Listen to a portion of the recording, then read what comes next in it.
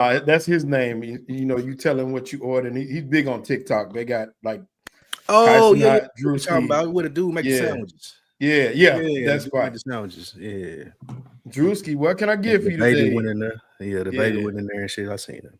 Yeah, everybody. Oh, so y'all went to the bar? What that's in like that's in the Bronx, right? Yeah. Oh, you went up north. Yeah, that's I never went to the Bronx. I went to Brooklyn where Marcy and shit was at, and I went to Queens and got food, and of course downtown in Manhattan. But I never went to the Bronx. Yeah. New York is like it's weird because all the boroughs legit have like their own feel to it. Right. Yeah, you can tell the difference. It's not even bullshit when they talk about it. Like it just it does. Yeah. Like the Bronx is like if you ain't from New York and you meet New York people like from down south of the Midwest, like you like, oh, he from New York. It's New York nigga. Yeah. But once you go and you like see Queens people and Harlem people, right. Then you see like it's different, man. It's one of my. It's a cool place to visit. I probably could live there for maybe 2 or 3 months, but I couldn't live there all the time. I could do 2-3 weeks. That's about it, bro. I like the hustle and bustle of it though, but it's just I couldn't do that all the time. Man, that driving is crazy though. Boy, I ain't drive. I rode subway. No, you had to, like I said, riding with those drivers. Well, we had one guy driving us pretty much the whole time. But man, I'm like, man, I get much more respect for them when they say we can't drive. Because I'm like, what y'all mean we can't drive down here? But I see what they mean. Like they drive crazy, and you don't see hardly no accidents. Like you don't see wrecks. And I'm talking about they drive crazy. Yeah, they drive nuts. And they be laying on the horn. It'd be like they don't got time for a wreck, Sheldon. So they ain't like everywhere. Like they don't got time for shit, nigga. Like don't ask me directions. I ain't got time for no accidents. So I can see why it don't be no wrecks up there. They be on the fucking go, bro. Yeah, I'll never forget. I went with the girl I was dating at the time, and she like when we was ordering food, and she was like trying to be like, well, I'll take this. And like, how long ago did y'all put that, bro? Like next, like just straight up saying next and skip over her, bro. They be on the go.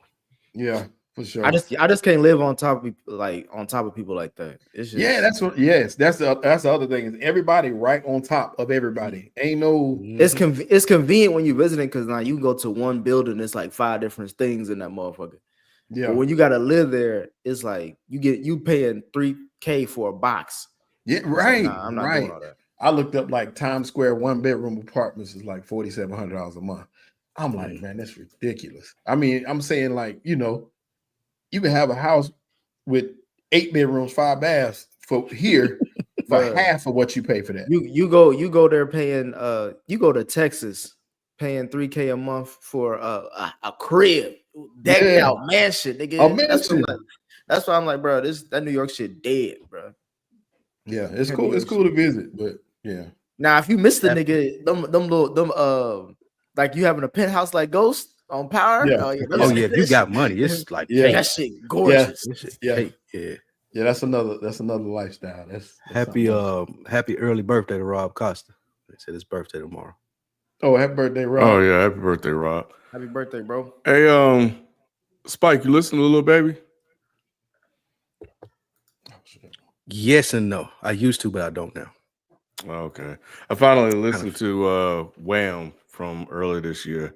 What'd you think? So, you took your time on that shit, boy. I mean, with apparent good reason. But there's one song on here though that I really fuck with. Dumb, Dumb and Dumber. That's with featuring Thug. Thug. Yeah, that's fire. Yeah. And Thug, really. I was trying to tell I think didn't we review that on deck? Yeah, you came on when we talked about it. Yeah, that's probably Future's one of his hardest verses of the year. Yeah, he did kill it. He was dumping on that. Yeah, no, that shit was dope. Too bad the rest of it didn't match up. Yeah, he's not like it. You ain't like it. You ain't like it. I can tell you if I liked it or not, Spike. It all sounded the same. It like sounded like one song. That's with the exception of a few songs. What would y'all? Well, mostly with Baby stuff. His first. I don't think he'll ever top My Turn, and he always start like his albums are top heavy. So that makes sense. But I was gonna ask, what would y'all say is the hip hop album of the year so far? Is there one? I got one. When did GNX come out? Last year, nigga. Oh shit! I ain't know nothing came out since then. Oh, I'm gonna put a bid in. This is gonna sound crazy because I only mainly like Key Glock. It's about to be crazy. Nah, it's not like he ain't even dropped that yet. Oh, that Life is Beautiful. I would listen to that heavy. By who? By June, 2 Chainz, and Alchemist. Yeah. 2 Chainz stole the show. Yeah. 2 Chainz stole the show. I can see That's that. a 2 Chainz. That's a 2 Chainz album. For real. Yeah, No, it's but 2 Chainz featuring Larry June album. The reason being was Alchemist and 2 Chainz was supposed to do work together, and then they went and got Larry for a feature, and then it turned into a collab project. Because I had the same sentiment in the review. I was like, bro, like it felt like 2 Chainz led the way, but that's the reason why, because it wasn't supposed to be a collab that they turned into a collab. The next collab I'm looking forward to is that JID Metro Boomin project that's supposed to be dropping soon. I think it's turned in. Yeah, he dropped a new song off of that at Dreamville or Dreamfest just recently. So yeah, the album's turned in. Is just waiting to be released. Yeah, I'm looking, Nick. I don't see anything that could close. That's by default that you picked that. But hey, you didn't. That was Keekalok that Jalen said. Yeah, you didn't mess with that Spike. I cut that shit off. Lou's a hater, bro. I swear. He always talk about I stand for the South. I'll defend 8 Ball and MJ. He said I'll defend 8 Ball and MJG over Mobb Deep any day. Any day. He don't even represent niggas. Oh no, I just don't like. You know, he's like that ain't my backyard. First of all, but it just I don't Tennessee, know. His sound don't do it for me. He from your neighborhood, bro. Nah, that's way up the street. You rep Young Buck over the Key Glock, nigga. Yeah, because young Buck from my city. I ain't saying Key Glock bad. His music not for me, bro. It is not for me. The shit you listen to, I'm surprised you saying that. Yeah. I don't understand. Yeah, the song was alright, I guess. Speaking of the shit I listen to, y'all see my boy go viral. The song I sent y'all for shutting down I-20. He tried to shoot a video on Twitter. Yeah, when you shooting the video, I saw that. Yeah. What, the Budapest guy? The Bangkok guy? Yeah, the guy that said looked like an albino. He shot what's his name? He shot a Belly Gang Cushington. Belly Gang. Okay. He shot a freestyle on 20. Like during, I don't know if it was during rush hour, but it was definitely cars and shit behind him, and it looked like he was holding shit up. See, Nick, if he had tried that in New York, they'd have ran him over straight up. Yeah, I don't even think it's possible to. There ain't no such thing as. I don't know how he did it down here. To be honest with you, I don't either. That shit. Hey, Ken, how'd you feel about that Bad Bunny project? The reason why I hit you up was that it was off the strength of that first track. That opening track was strong for me, bro. But overall, man, I enjoy what I heard for real. But yeah, that first track, bro, that's a hip shaker right there. You talking about his most recent project? Yeah, debí tirar más fotos, which translation is I should have taken more pictures. But yeah, now that album, because me and Ken did a review on Bad Bunny, his last album. And I know, like, you know, it was going to be interesting since he don't speak Spanish. But the thing I will say about this album, I don't know if I like it more than the last one, but it's definitely one of his better albums because he took traditional music and made it current for the younger generation. And I love that. You know what I'm saying? Because he had a lot of samples on here that I grew up listening to in my household. You know what I'm saying? He's making it cool for the younger generation. You know what I'm saying? So I thought that was amazing what Bad Bunny did with this project. It's when you mentioned that I got a homegirl, she's half Puerto Rican, and she was playing me some of the records from that project. She was like, he actually like this shit, like she was like, this shit go. Like, I was listening to her, and she would say the same thing you said. She was like, I grew up on like this type of shit. So I was like, okay. Yep. Yeah, I wouldn't have made that connection, but nah, man, I enjoyed it. And Dragon Knight, I listened to more than the first track. It's just after a few tracks, I was like, nah, this would be interesting. The people have been asking for it, so I'm like, yeah. Is he this era's Pitbull? Is he taking over that mantle? I think the difference is that Pitbull went pop. Like he started off on the Cuban Right Out on the Little John album and then just went super pop. You know what I'm saying? Bad Bunny's not going pop. What he's doing is redefining what the fuck is the hell is the genre of the music that they make? Well, I can't even think of the word. You know, I'm bad with names. But yeah, reggaeton. Like he's redefining reggaeton. You know what I'm saying? And that is very interesting. And especially because of this project, because reggaeton was started in Puerto Rico. You know what I'm saying? So like him taking all of these classic Spanish sounds and then redoing it in a reggaeton way is just as amazing. He's just throwing like major homage, you know, to all of the artists in the art form that came before him. But to me, he's clearly the leader of the reggaeton movement right now. You know, he's just redefining it. Yeah, Lou, if you didn't know, he's a superstar, by the way. Yeah, megastar. I know who Bad Bunny is. He is a superstar. Let me ask you this, people. Let me ask you this: is Playboy Cardi a superstar? No. Thank you, FIFO. How is he not a superstar? They argue me down. So they argue me. You know who he is, right? And don't try to hop on here either, Doc. Stay where you at. Bro, I wouldn't call him a superstar. He's a star. Like his name holds weight. But I wouldn't say a superstar. He's a superstar. He was. Is he selling out arenas? All right, we're gonna get down the rabbit hole. This conversation with them Sunday, everybody listening, make sure you guys check out Is the Mic Still On? Nick came through, man. Almost 4 hours that you'll get on the Patreon feed. What was y'all talking about? Bro, hey, when someone said that, and Ken and Nick. When someone said that, I didn't even realize that at the time. They got a director's cut out of this. Facts. Y'all wildin'. Yeah. So definitely check that out on Is the Mic Still On? But we're here to talk sports, so we're gonna get into it.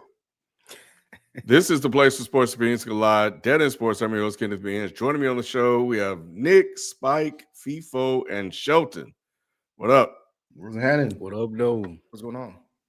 Appreciate everybody tuning in. Please make sure you hit the like button, leave a comment, and subscribe to the show. If you enjoy what you hear, definitely do that. And if you want to become a member, you can go to youtube.com/deadendsports and sign up to become a member of the show as well. You can find that next to the super chat button also. And yeah, man, we have a lot to talk about tonight, including some breaking news that happened.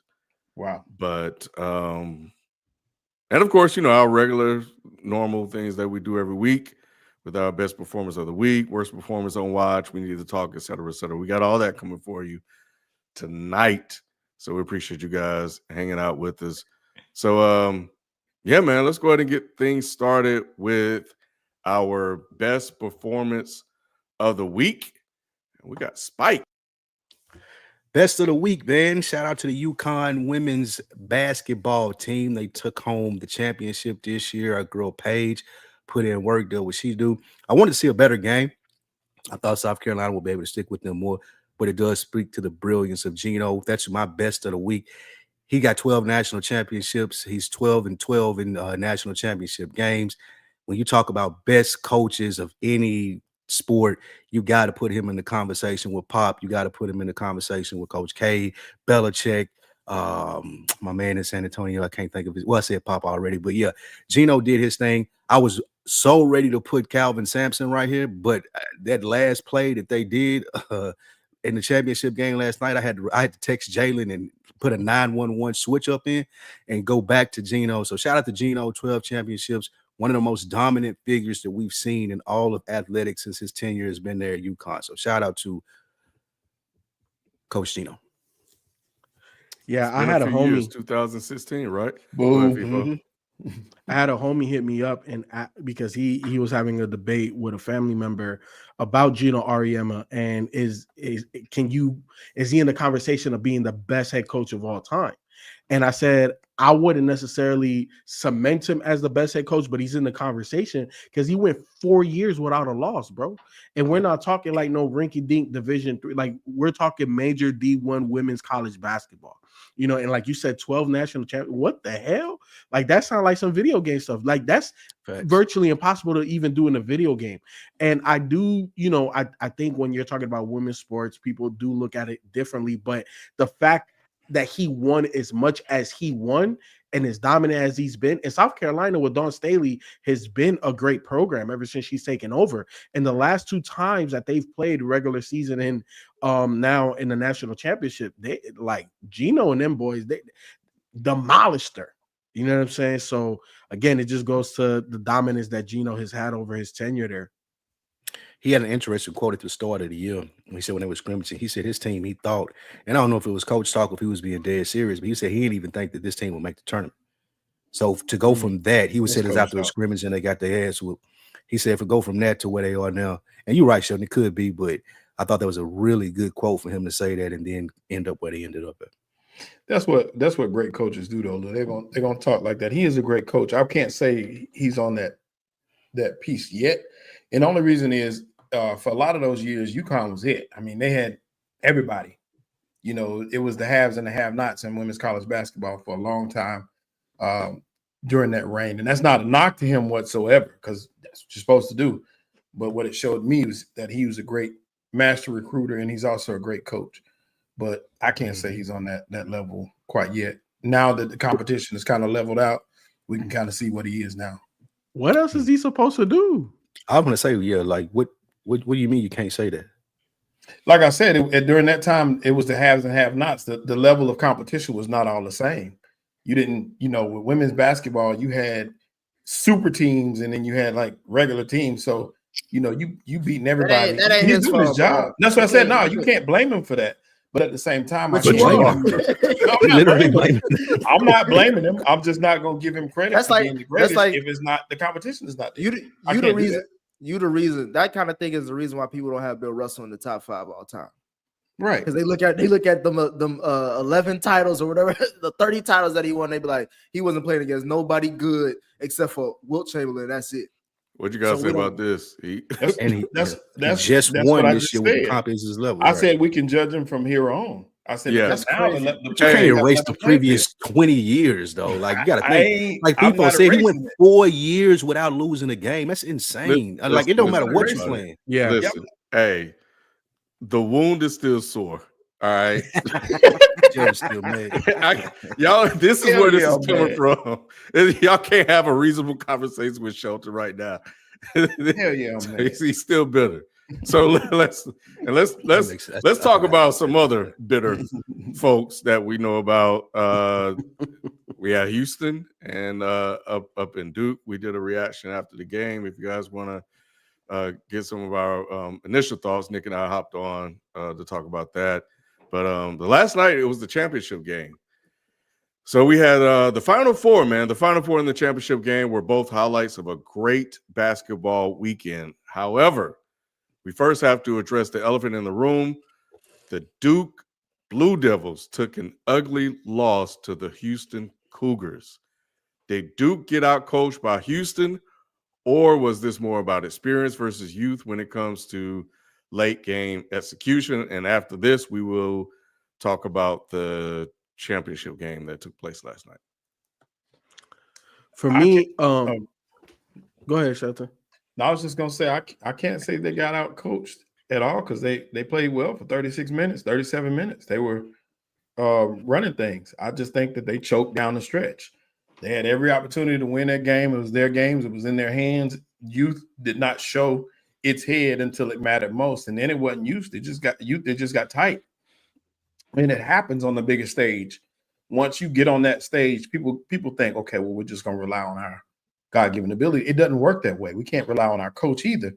It's what you have inside, and a lot of people just don't have it. They don't have it, or it hadn't been developed quite yet. So some freeze up in those moments, and that's what it seemed happened. It seemed like, my coach used to have a funny saying about that all the time. He's like, "You tightening up, son. You getting tight." He can tell when you were getting a little nervous, and that's what I saw basically. I saw them get nervous, and Houston turned it on at the right time and made the shots that they had to make to win the basketball game. But more than anything, I think Duke lost that game. Houston did have to do some things down the stretch, but Duke lost it more than Houston won it. So I don't disagree with a lot of what Shelton is saying. Duke definitely got tight, but it goes back to what I was saying. I want to say it was in the Elite Eight when I was talking about when Duke beat Arizona, and I talked about Cooper Flagg handling the ball, being their primary playmaker down the stretch. And as good as that is for a big man to have that ability, it just shows where they have lack of guard play, right? That light-skinned cat, I know the coach was talking him. Coach was talking highly about him, but to me, a point guard that's going to be part of a national championship team or a team that's really good has to hit free throws. That's number one. And they have to be either an elite playmaker or a good shooter, right?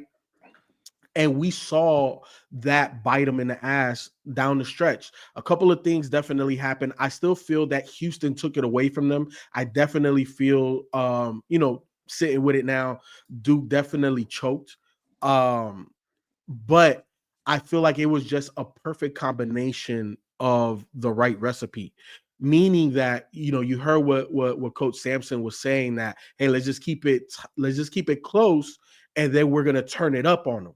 Right, the defensive pressure, because we saw at spurts, and Ken, you talked about it, where they shot 31%, but they were only down 6. You know what I'm saying? And it felt like Duke was up by more because they had got into a groove at certain points in time. But Houston kept it close, and they turned up the pressure, and they didn't have that elite guard that you could just say, clear out the floor, give him the ball. He's going to be able to bring it up. He's going to be able to knock time off the clock. He's going to be able to get us into our set. He's going to get other players easy buckets. They didn't have that, and it reared its ugly head toward the end. Duke definitely choked, but I give Coach Sampson a lot of credit. There were a lot of coaching decisions that he made that attributed to that win, like not calling a timeout, letting the boys play out, letting that defensive, turning up that defensive pressure. So a lot of like, again, Shelton, I agree with you. Duke choked. Duke lost it, but I feel Houston took it from them. I felt like Houston slayed Goliath. Yeah, I think a lot of this was a result of Sampson's coaching one and Duke just getting tight, like Shelton said. Like, they haven't been in a lot of games like that this year. And then we saw it come to bite Houston in the butt when they were playing Florida later, we'll talk about. But when you're not battle tested throughout the year, SEC had 14 teams in the tournament. They were battling all season, from Alabama to Auburn to Florida, who won it. Like, there were a lot of good teams in the SEC. Florida was battle tested. When Duke came down to it, you could tell that they hadn't been battle tested. We were talking about it in the chat. Everybody looked tight on Duke's team. Like, they hadn't been in this situation. When on the other bench, you had Sampson telling his team, hey, man, we just down such and such points, bro. Like, all we need is a couple of stops, and we right back in this. And his team believed that. So that was one of the biggest things to me, as you could tell the battle-tested team versus the unbattle-tested teams. Can they making excuses or not? Because they ain't addressed the main elephant in the room. And I know I mean you talked about it for about half an hour. Sheldon, have y'all mentioned Cooper Flagg at all in any assessment? Y'all just talked about the team, because for the last time I checked, Cooper had the ball at the top of the key with 17 seconds left to close the game out and had a good look, and he just missed it. And I know people were like, shit, what you want more them to do? He scored 27 points. The rest of the team let him down. Sheldon, I want to hit all that shit, because the rest of the team helped them get to that point of the part of the game. And if you want to keep it a bean, those are the games that you want the ball in Cooper Flagg's hand. You want the ball in your best in the best player, right? Like, that's to end the game, to close out the game. He didn't get the job done. So I don't give a fuck about how the rest of that shit go. Yeah, Houston did a phenomenal job. I would just say the poise that they kept while in those high pressure situations and Duke obviously messed up by the turnovers and not being. I don't even think they scored in the last 2 minutes or something like that, outside of that technical foul free throw. But yeah, Cooper lost in the game. It might have been 9 minutes or some crazy shit like They that. were. Duke was up 9 with like 2 minutes or something. And what I'm saying isn't saying that Cooper's shitty. I'm not trying to say he's shitty at all. He's probably more likely going to be the number 1 overall pick. It's just that those are the moments when I was saying, like, I want to see more Shelton. I wanted to see like situations like that because they even the announcers talked about it in the game and y'all mentioned it. Like the last 6 weeks of the regular season, they didn't play nobody. Like Duke has not really been tested at all for most of the part of the season. You saw every game of the tournament. Things were looking a little different, you know, as competition got higher. So that doesn't excuse them blowing it, but like I said, bro, he was supposed to be that nigga kid. What about the game? But Nick, what it's about not his what you performance say. the whole game though. Like he was balling. Spike. Let me get to him, Nick. It's not what you say; it's how you say it. You said that first of all, you expect more, and he lost them the game. Like first of all, basketball, you know, it's a make or miss type of sport. He got a good shot, and I also watched y'all's reaction to it. Ken, you were talking about you didn't like that shot. In my opinion, that is the shot that you want that type of player to take because it wasn't a bad shot. Was it contested? Yeah, but at the end of the day, we're going for the win here. Like you have to make those type of shots. He missed it. I don't think it was a bad shot. It wasn't even really that bad of a miss. It was short. You say a little bit more touch. We're like that's nothing but net. You know what I'm saying? So to me, it wasn't a bad shot. I don't think he lost them the game. They wouldn't even been in the game if he wasn't playing. So you know what I'm saying? To what Spike is saying, like I know you said that you want to see more, and I feel like you like the way that you express shit, Nick. It lacks context. Like your takes just always lack context because it's like you want to see more, but if he played half as good as he played, it would have got blown out. It got blown out. Like, so what more from Cooper Flagg do you want to see? He missed the shot, but he took it. B in our chat say, hey, mad respect to him. He took the shot. He missed it. You know what I'm saying? People put Kobe in clutch situations at this all-time high. Kobe shoots like 30% from in clutch situations. And the tighter it gets, the lower percentage he shoots. When clutch situations with 5 seconds or less, he shoots 24%, bro, and that's Kobe. So come on, the context that you're talking about, I always provide, bro. I said I didn't say. I said he lost him the game. Yeah, he did. He missed the game when it shot. That's wrong, though. So when you missed the game when it shot, when you missed the game when it shot, correct. When you missed it, and don't act like he didn't have that key foul that foul was bullshit, Nick. A foul was bullshit. A foul. I always tell y'all this. I was like, y'all always want to blame the refs when it's convenient for certain narratives. We didn't blame the refs. But nobody blames the refs. That was just a bullshit call. Jason Whitlock could have got called. Blame the refs. I don't even want to mention what his Jason Whitlock's not on this program. I'm just saying, I'm just saying a lot of people talked about that call for the refs, and I always tell people, I was like, the refs are always horrible. They are always because even Nick, when we three of us, you can't blame Cooper Flagg. You just tried to blame. Nobody said that. No. I'm saying he lost them the game because when the game asked him to step up to close out the game, to go to the championship game on a team that everybody said was stacked. Everybody on this program picked Duke. And it wasn't even like we was really much of a thought. We were like, yeah, Houston, y'all had a good season, but this is where it ends. And all I said was like, all right, bro, this is what it's supposed to be. And I kept on bringing up expectation. I was like, if we have expectations for people and you don't reach that, then yes, this is where criticism comes. I'm not going to blame everybody else because at this point in the time, the game came down to him making a shot. He didn't make the shot. That's fine. It's not an indictment that he's going to be shitty or that he's not clutch. He could probably be clutch later on. But all I'm saying is that this is what I want to see. I want to see him in tight situations to see how he responds and see if he can deliver. He didn't this time. All right, cool. We're going to see what he like in the league moving forward. But if we keep it in the beam, he lost the game. Nigga, what the fuck? I don't know if I would say he didn't deliver because he delivered all game. He just missed a shot. He missed a really big shot, but he missed a shot. He delivered. We talking about Final Four stage and you show up as the star player, like dude was balling first half. He was making some dope ass passes. He was hitting some big ass shots. He was playing great defense. I even had to put in the chat like, dude, okay, he is nice. Like, man, might not have been gassing. He just missed the shot, bro. That's not surprising that he was balling because FIFO just came here. Was it last weekend where he had him in the best performance of the week for the Elite Eight? So we know what he can do. That's what I'm saying. Like he scored 30 at that time when FIFO called him out. Highlighted him. And how many did he score in this game, Sheldon? 27. He could have used 2 more points. He could have used that. He needed that 30. So that's what I'm saying, bro. It's like, bro, if we gonna give you all this praise, we got to do it both. That's why I'm the only nigga. Me and Ken probably the only niggas here that be like, look, bro, we got to call it both sides. You know what I'm saying? I'm not gonna just give you all the because if he would have made that shot, Sheldon, what we talking about? We ain't talking about the rest of the team. Talking about him. We talking about Cooper Flagg. Right. And and I let everybody else speak because me and Ken already talked. And I wanted to see if anybody was gonna mention Cooper. Y'all ain't say shit. Because there wasn't nothing to say about him. I agree with that.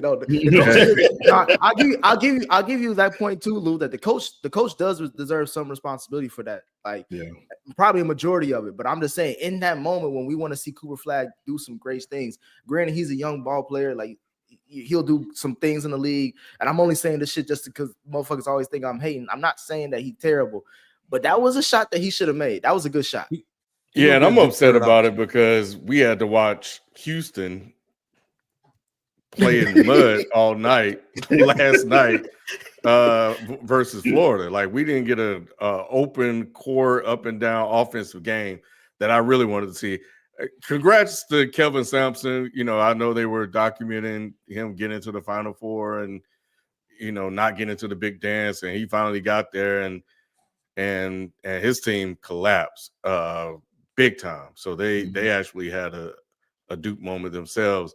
So what stood out to you guys the most in the championship game, and just overall, which player or players do you see taking the next step in the NBA? What stood out to me most was the overall fight from Florida. I thought it was over with. I really thought they didn't have a chance. I thought that Houston was going to run away with it. I thought that they were just a more physical team. I thought that every bounce was going their way. They just seemed like they were more hungry at the time. But Florida just kind of hung around, and we talked about Clayton. Walt Clayton couldn't get going at all. I still think he's going to be great at the next level. This game is not an indictment on him as a player. But he couldn't get nothing going. This is one of his worst games. But in saying that their best player is not playing well, you think that they'd be blown out. But they hung tough, and what they did was what I saw was they punched Houston in the mouth, and Houston just couldn't recover. They got the same treat. They did the same thing Duke did. They tightened up, and you saw that throughout this game that every time that they would go on a nice little run, Florida would come back and kind of battle themselves to keep it at least respectably close. And when it mattered most, Florida got hot at the right perfect time, and they took the lead out. Florida only led a couple minutes at the most. A minute and 37 seconds. Crazy. That's crazy that they didn't even have a lead this whole game. They shouldn't even been in this game, to be honest. Like I said, you think that Houston would have ran away with it, but what's the dude name? Run away with what?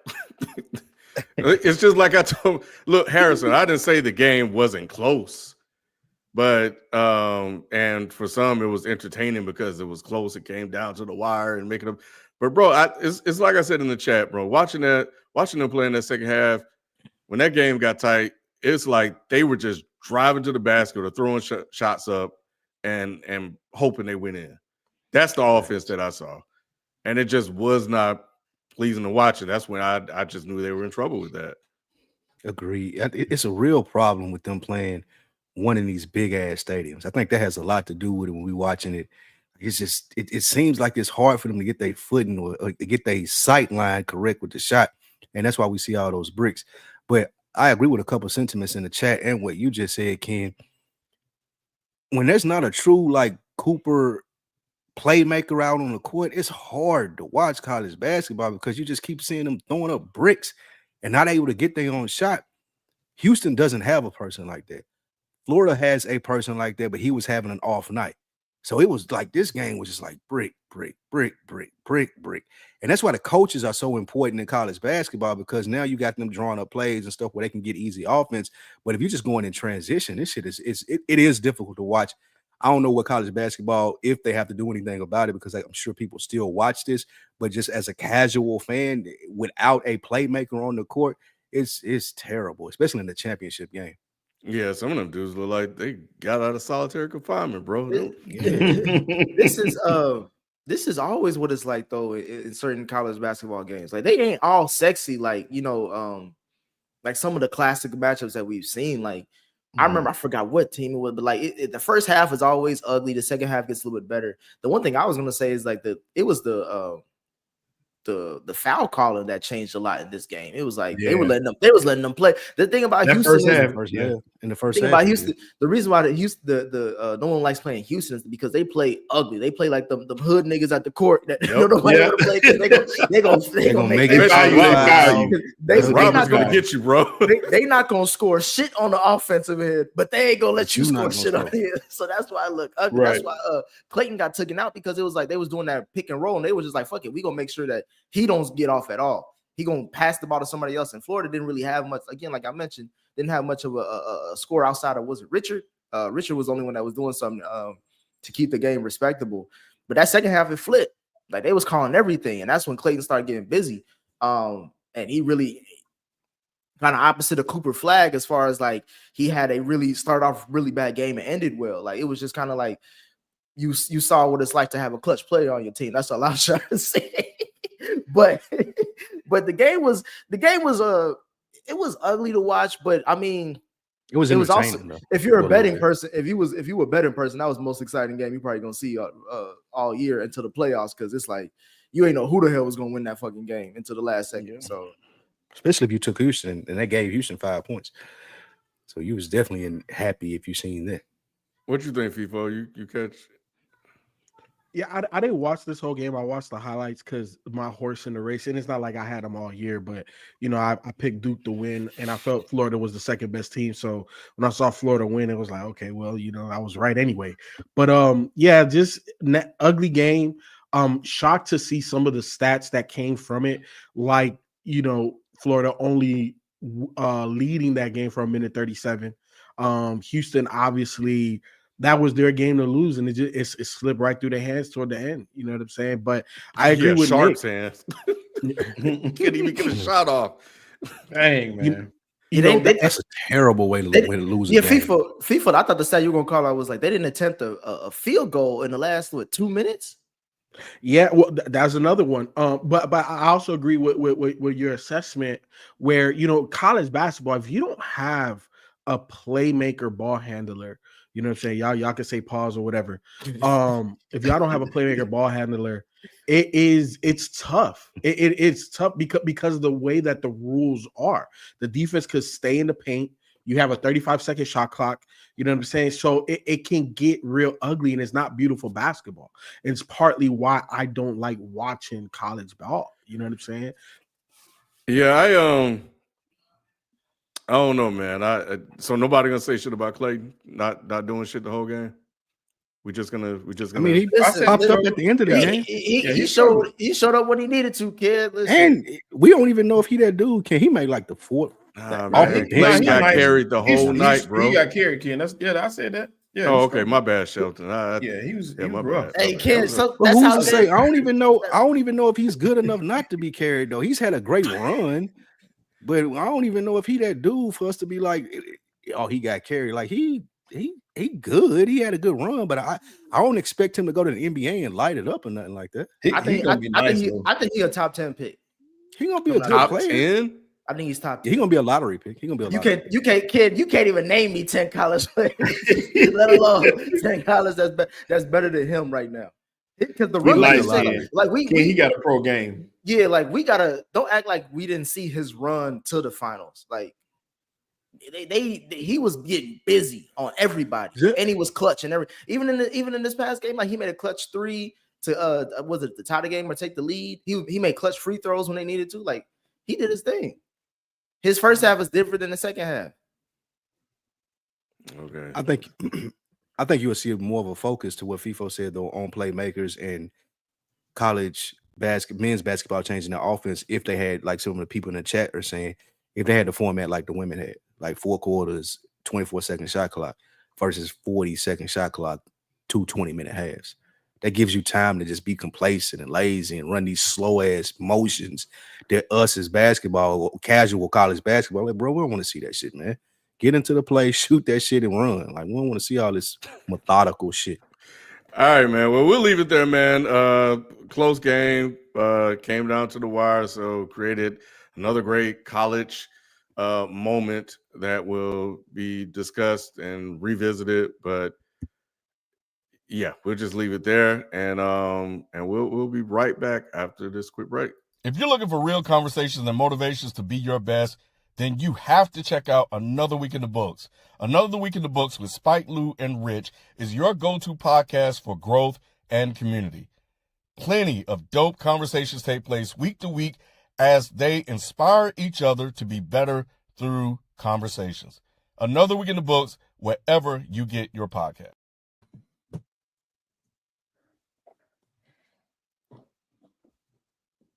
It ain't on Lou. It ain't on me.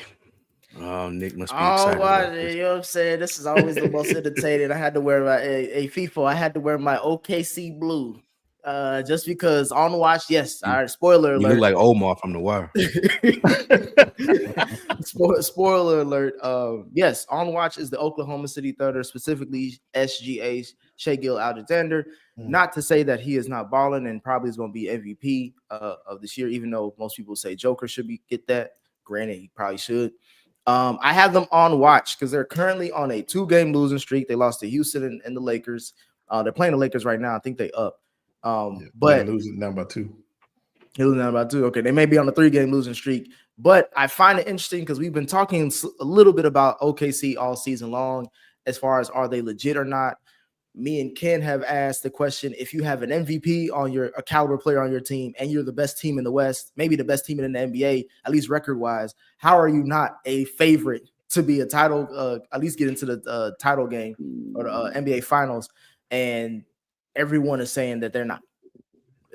And I can point to FIFO saying that he probably will pick the Lakers over them just based off of talent and experience. So I got them on watch. To me, they have to make the Western Conference Finals. Do they have to make an NBA Finals appearance? Not necessarily, but they have to make the Western Conference Finals, and anything less than that is a failure. And it will be an indictment on everything that's going on in OKC, because if everybody says that they're not ready yet, then I don't know when they will be, if they ever will be. And as far as SGA specifically, he may have the Harden effect when it comes to regular season playoff. What's the name? The Mr. Hijack or whatever that nigga, because the calls he's getting in the regular season, I don't think he's gonna get that in the postseason. And he relies a lot on the free throw shooting to get his points and be effective in the game. So we'll see how that plays moving forward.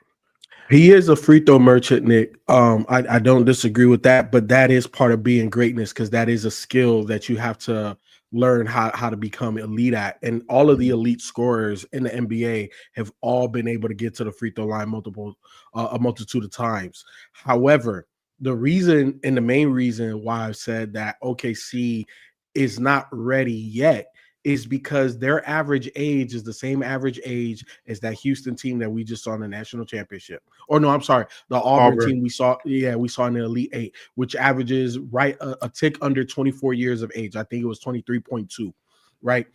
Nick, we've never in the history of the NBA seen a young team win a championship. Don't give a damn how talented they are. You can go far, but to win a championship, it has yet to happen. So that's the only reason why I say OKC is not ready, because when they go up against a Denver or a Lakers team that has way more experience that they could draw upon, they're going to get beat. You know what I'm saying? It doesn't matter. And here's the thing. I definitely think OKC has the most talent, not named Boston or even Cleveland in the NBA. But they're not battle tested yet collectively. You know what I'm saying? So I think SGA will get the whistles come postseason. I think SGA is going to ball out. I think OKC is going to make a nice little run. But when they meet one of these experienced teams, they're not going to be able to beat them. And even if they make it to the finals and they play Boston gonna mollywop them boys. They're not ready for it. No. The Knicks ain't getting past the second round. Are you speaking strictly from an age perspective, right? From experience. Playoff they don't have enough mango seasons under their belt to overcome adversity. But you don't think that people said that about the Bulls too until they won. Well, people said that about the Pistons until they won. Like, so you don't think, like, they went to the playoffs last year. They have the MVP of the league this year. Like, you don't think that there has to be a turning point somewhere? It's just not this season. Look, I put it to you like this: how many times did Jordan lose in the first round? How many times did Jordan lose to Detroit? How many times did Jordan lose to Boston before he was able to get over that hump? And my rebuttal to that would be, how many times did Jordan have a team that's talented? You just told me that this was the second most talented team in the league, damn near. And I'm not against you totally on this topic, because I don't agree with Nick. They're not on watch. I think that this team is like actually in a good position, and I think they're going to do well in the playoffs, possibly even go to the finals.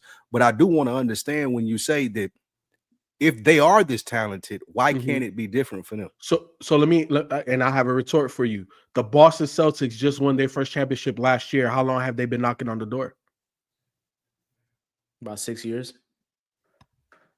Well, they went to the finals 1 year. I understand, right? And that's why I said, like, can OKC even make it to the finals? Okay, fine. Even if they get past the gauntlet that is the West, they're not beating Boston. My thing is, like, what's the floor for the OKC this postseason? What's the least that they can do? They should make the Western Conference Finals. What's the average age of OKC right now? 23.2 years. Yeah, something like that. Yeah. So that's 23.4. You may have said this. So that's 2 years younger than when KD went, because they were 25 years on average. And they got swept in the finals. No, they got gentleman sweep. Gentleman swept. They won that. But they went to the finals though. Yeah, they went. They went. So how far you think they'll get, FIFO? What are you saying? He said I think they'll make it. I think they can make it to the Western Conference Finals. I just got to see what the matchups are. I need a betting slip, FIFO. I don't need to, because anybody can make it to the shit. We didn't know Dallas. Not anybody. Last year, something to do. Somebody could have said Dallas can make it to the Western Conference Finals, and they did. So I'm just saying, like, any team in the West can, based off the seeding, how it changes all the time, except for number 1 seed. So what are you willing to bet on? What are you putting $100 on? We can revisit once the matchups are set in stone.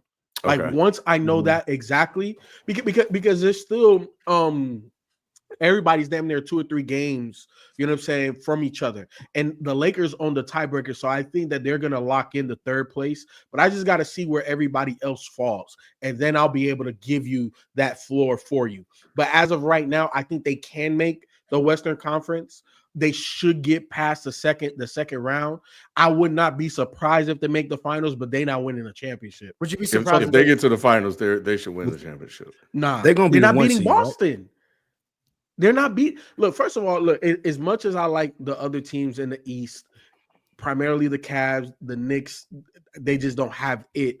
But I think the Cavs get beat.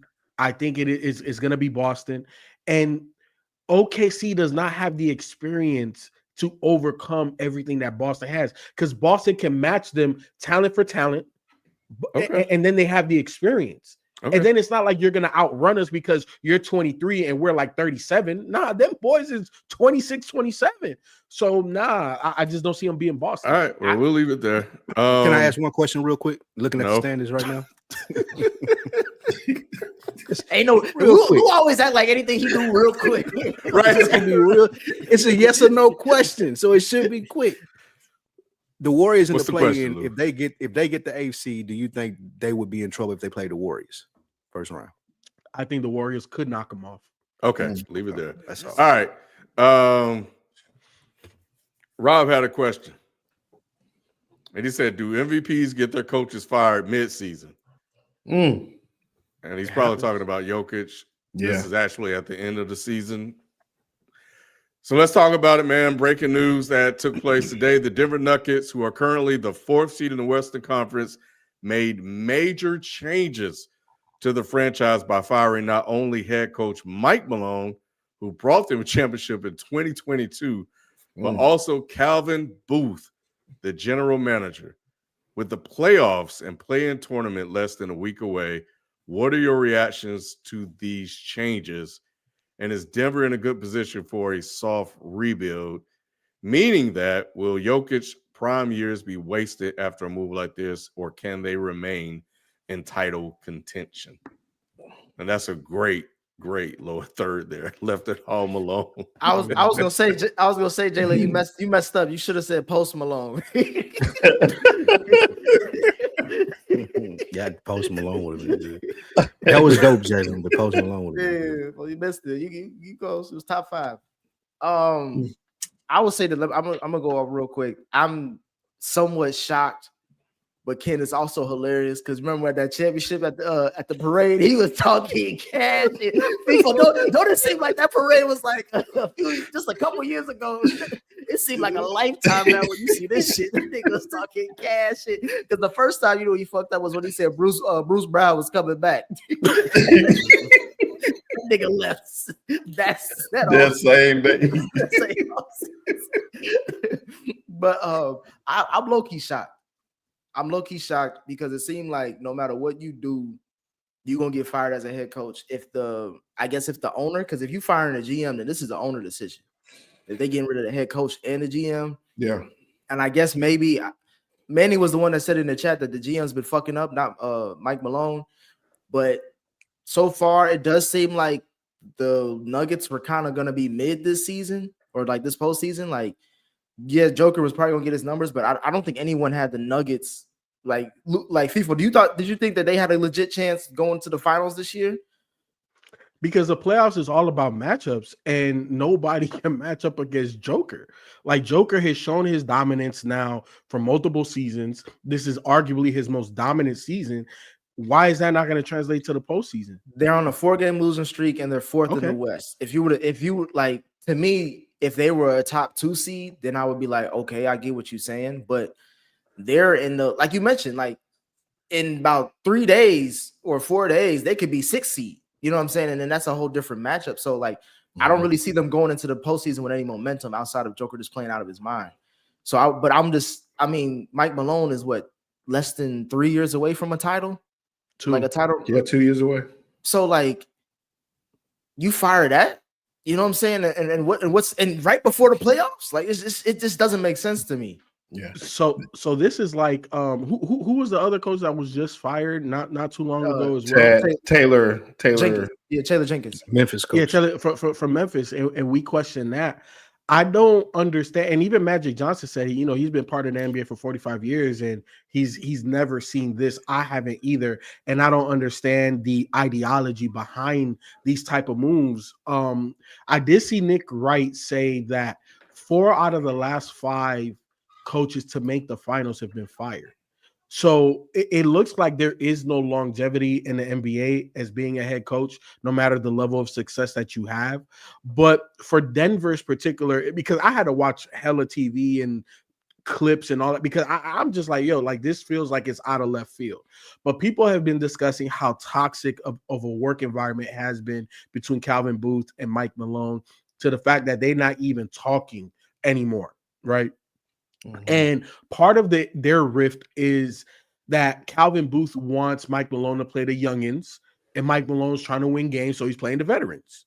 You know what I'm saying? So there's always this tug of war between front office and head coach, because the coach always wants to win because that's what's going to keep him in the league, but the front office has to look 3 to 5 years ahead. And it's like, hey, we drafted this guy, we need to develop him, he needs minutes. But if the coach is like, we got to win this game, I'm going to go with the veteran. So that is the discord that they had. And obviously it was so toxic that the owner was like, okay, I'm letting everybody go, which is crazy to me, especially before going into the playoffs. Now, the only reasoning that I can see that the owner did this was because what if Mike Malone pulled another one out of his ass excuse me, and they win another championship. Are you gonna fire a coach that just won the championship? So I think from that perspective, I can see why he let everybody go. It's just not a move that we are accustomed to, or one that I would have made if I was an owner or if I was a GM. I wouldn't be firing my coach like down the stretch of the season. Like that just is just asinine to me. It just makes very little sense, I'm sure, to everybody this time. And the object of the game is to win. I don't get how this can help you when you're in a position. Yeah, to answer that question, Nick, yeah, they have an opportunity to win it all. At Denver, you got the best player in the world on your team right now.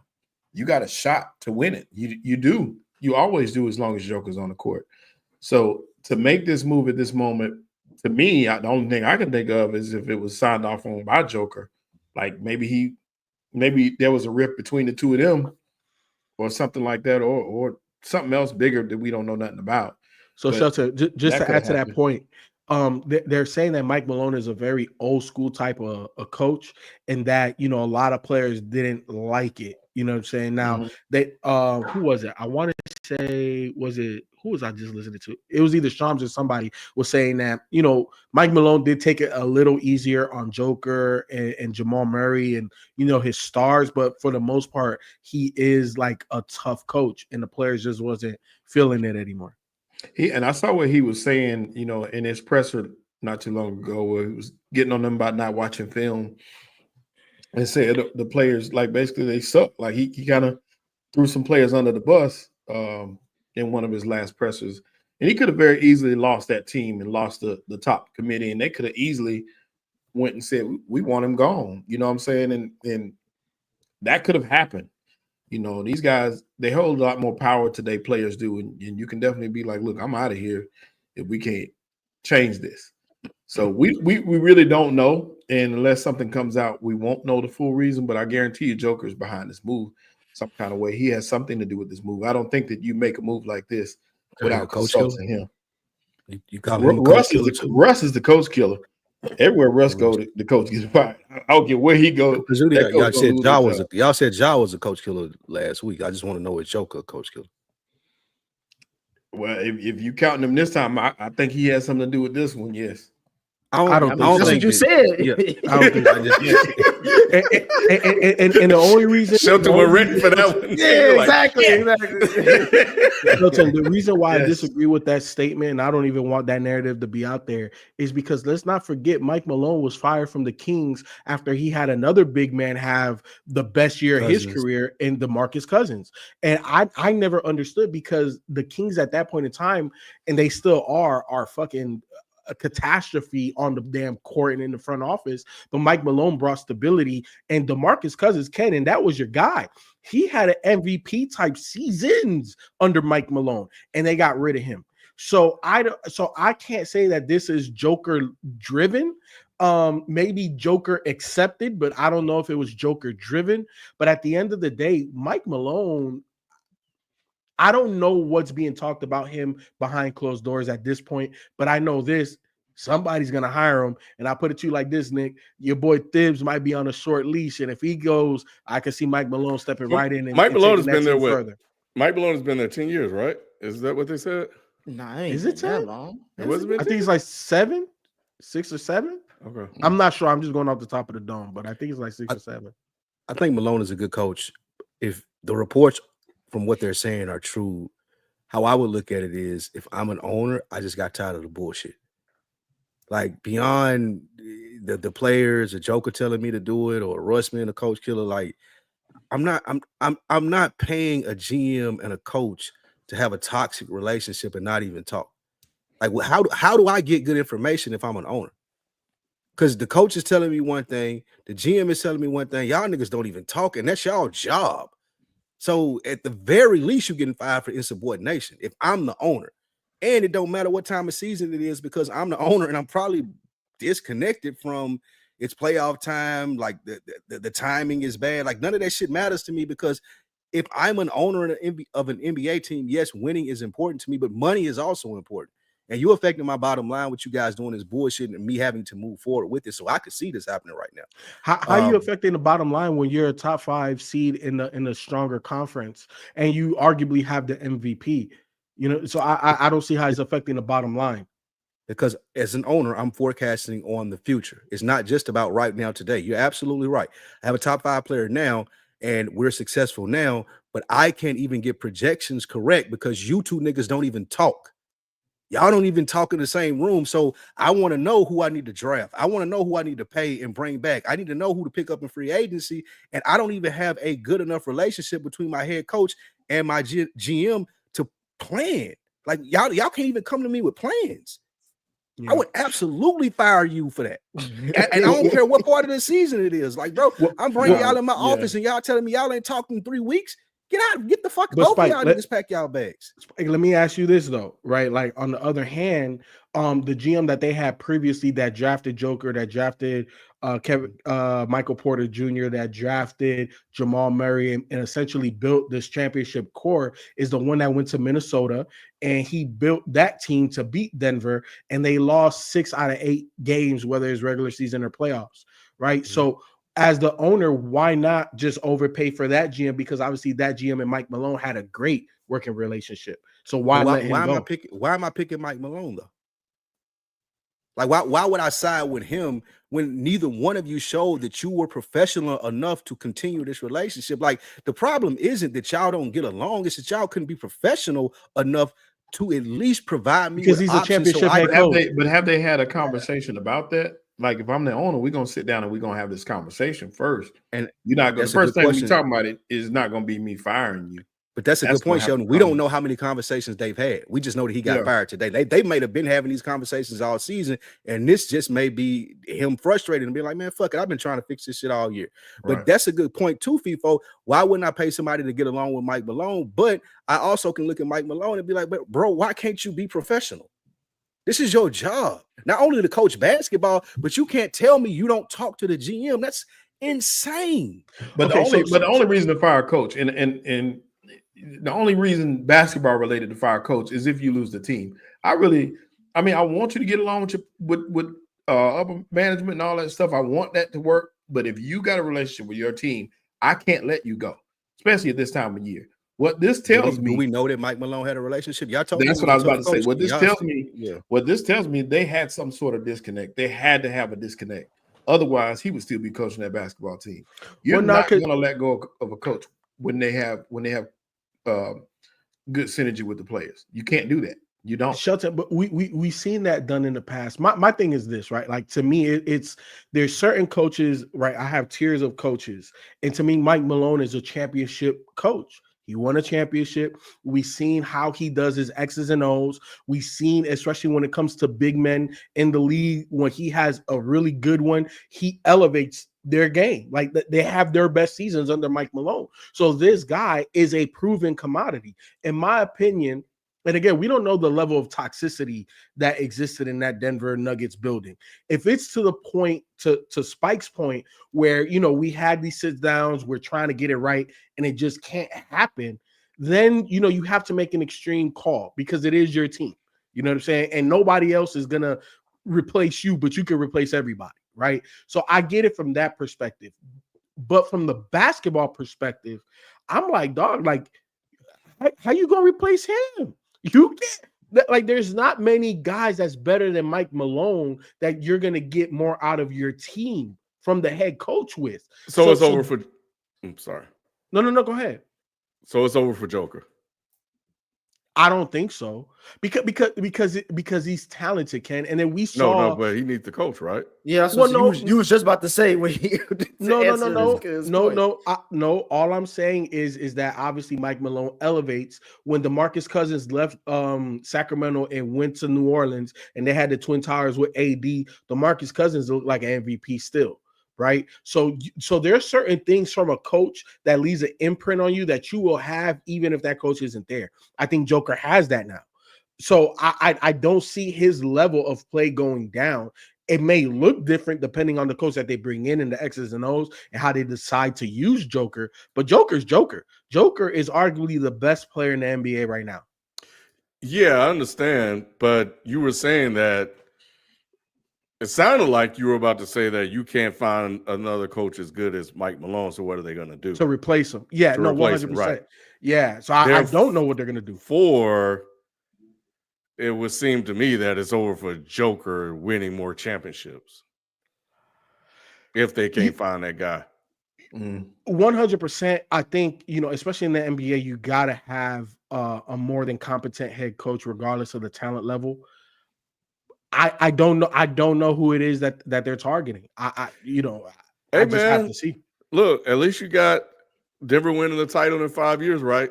You put that on your mantle. Yeah, and they won it. They did. Yeah, they won it that time. And it was confirmed by the chat. Appreciate you guys that he been there for 10 years. He got a ring out of him. Joker's only known him as the coach.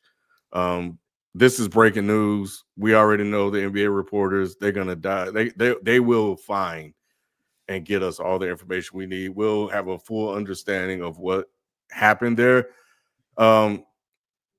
What I thought was interesting, because I've really been trying to think about, like, what does this all mean? And it's hard to formulate an opinion without some level of inside information or facts. I did read that article about the Cold War, as they label it, that was going on with Denver at the beginning of the year when it came with Peyton Watson and some of the other guys. And this was when Denver was struggling.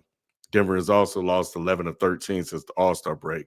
There was some interesting things going on. The most interesting part about this to me isn't really about what's going on in Denver. It's really about what's going on in the NBA. And it hit me when I was just reflecting back. We got Mike Malone, we got Taylor Jenkins, and then I went all the way back to Luka. Business is superseding basketball. And it hit me when Shelton was talking about, you just don't do this. When you guys are talking about you running back and fire people in the offseason, these dudes are not waiting anymore. When they know they need to make a move, they're going to make a move.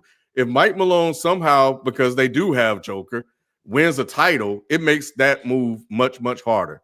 So we're just going to get rid of him right now. And what does this do for the NBA moving forward when you no longer have the security of at least getting through the playoffs? If teams are willing to fire coaches that are in the playoffs, like 6-7 games before the playoffs even start, that's very unstable. So this tells me these guys they've always been assets and commodities on the court. Now they're really displaying so much more now that's all this is. That's all they are. And they don't care about anything that happens after that. I got a title with Malone. Let's get rid of all these dudes. We're going to start over, and that's it. I think this is something really interesting to watch because we haven't seen these moves before. We haven't seen a guy get rid of Luka. And to a certain degree, there's some things Luka's been doing that's kind of proven, some truth to why they made that move. So, yeah, man, this is something interesting to watch just from the overall perspective of business. That's what has my attention now. The only counter I would have with that, Ken, is the fact that now that it's sitting with me, being at a job for 10 years, one title in 10 years with Joker, I can see them moving on. Because I personally, I know others may disagree. I know FIFO does. I didn't see them as a legit title contender this season. It's the feel, and I'm going off of vibes. So I'm not going off of much more than that. I know that's not really a statistic to go off of, but it just didn't feel like this team was in a position to make a deep run. With that being said, we all know that Joker is in the prime. He's playing like he's top 5 all time. So it's like, if we're not getting the good vibes now, and it doesn't feel like we're winning now, then what the hell are we doing with this team still? So like, let's restart. Try to get somebody in, and I don't know, like you said, FIFO, I don't know what coach that is. That's going to be on the job of the new GM to get, and if then, what's the new GM going to be? How good are they going to be? But it does seem like, bro, it was just too long. Like, we just been together for too long. We just need a reset. Ken, the only way that we are going to see stability and longevity with head coaches moving forward in the league, and there's less and less of this type of regime, is going to be the Miami Heat model, where the owner kind of just he signs the checks. You know what I'm saying? He wants to know the bottom line. You know, he wants to know that everything's healthy to a degree. But then you have a president, and that president picked the GM and the assistant GM, and everything is handpicked, because I can never see, and shit, let me knock on wood, but I never call for a man's job, but I can't see Pat Riley getting rid of Spoelstra at all. Like, Spo is his guy. Unless Pat Riley gets the boot, Spoelstra is going to be the coach of the Miami Heat. You know what I'm saying? Yeah. That's the way I see it. But Ken, we're seeing less and less of that. R.C. Buford and Popovich. It don't matter. Popovich can have another stroke, again, knock on wood that he's okay and before recovery. Just taking I'm just saying, Pop ain't going nowhere. You know what I'm saying? So unless we see that type of regime in the front office and that synergy with the head coach, that's the only way that you're going to have longevity in this game now. But yeah. I don't know if that's going to happen moving forward. Yeah. Well, let's let the reporters do their job. We'll get all the deets, as they like to say, I guess, nowadays, about what went down in Denver. But yeah, shocking for sure. We'll be back with We Need to Talk, and then we'll talk about the Basketball Hall of Fame and some NFL contracts right after that. So stay right there. We'll be back right after this quick break. Love gaming? Well, make sure you come check out Dead End Gaming, where we give honest reviews, have hilarious moments, no sugarcoating when we talk about video games and give our thoughts on it. Check it out, the world's most dangerous gaming crew. Watch Dead End Gaming weekly on Twitch at twitch.tv/Dead End Gaming ATL. Or if you missed the live, where we do every Tuesdays, make sure you come check us out on our YouTube channel at youtube.com/Dead End Gaming. Hope to see y'all there. Peace.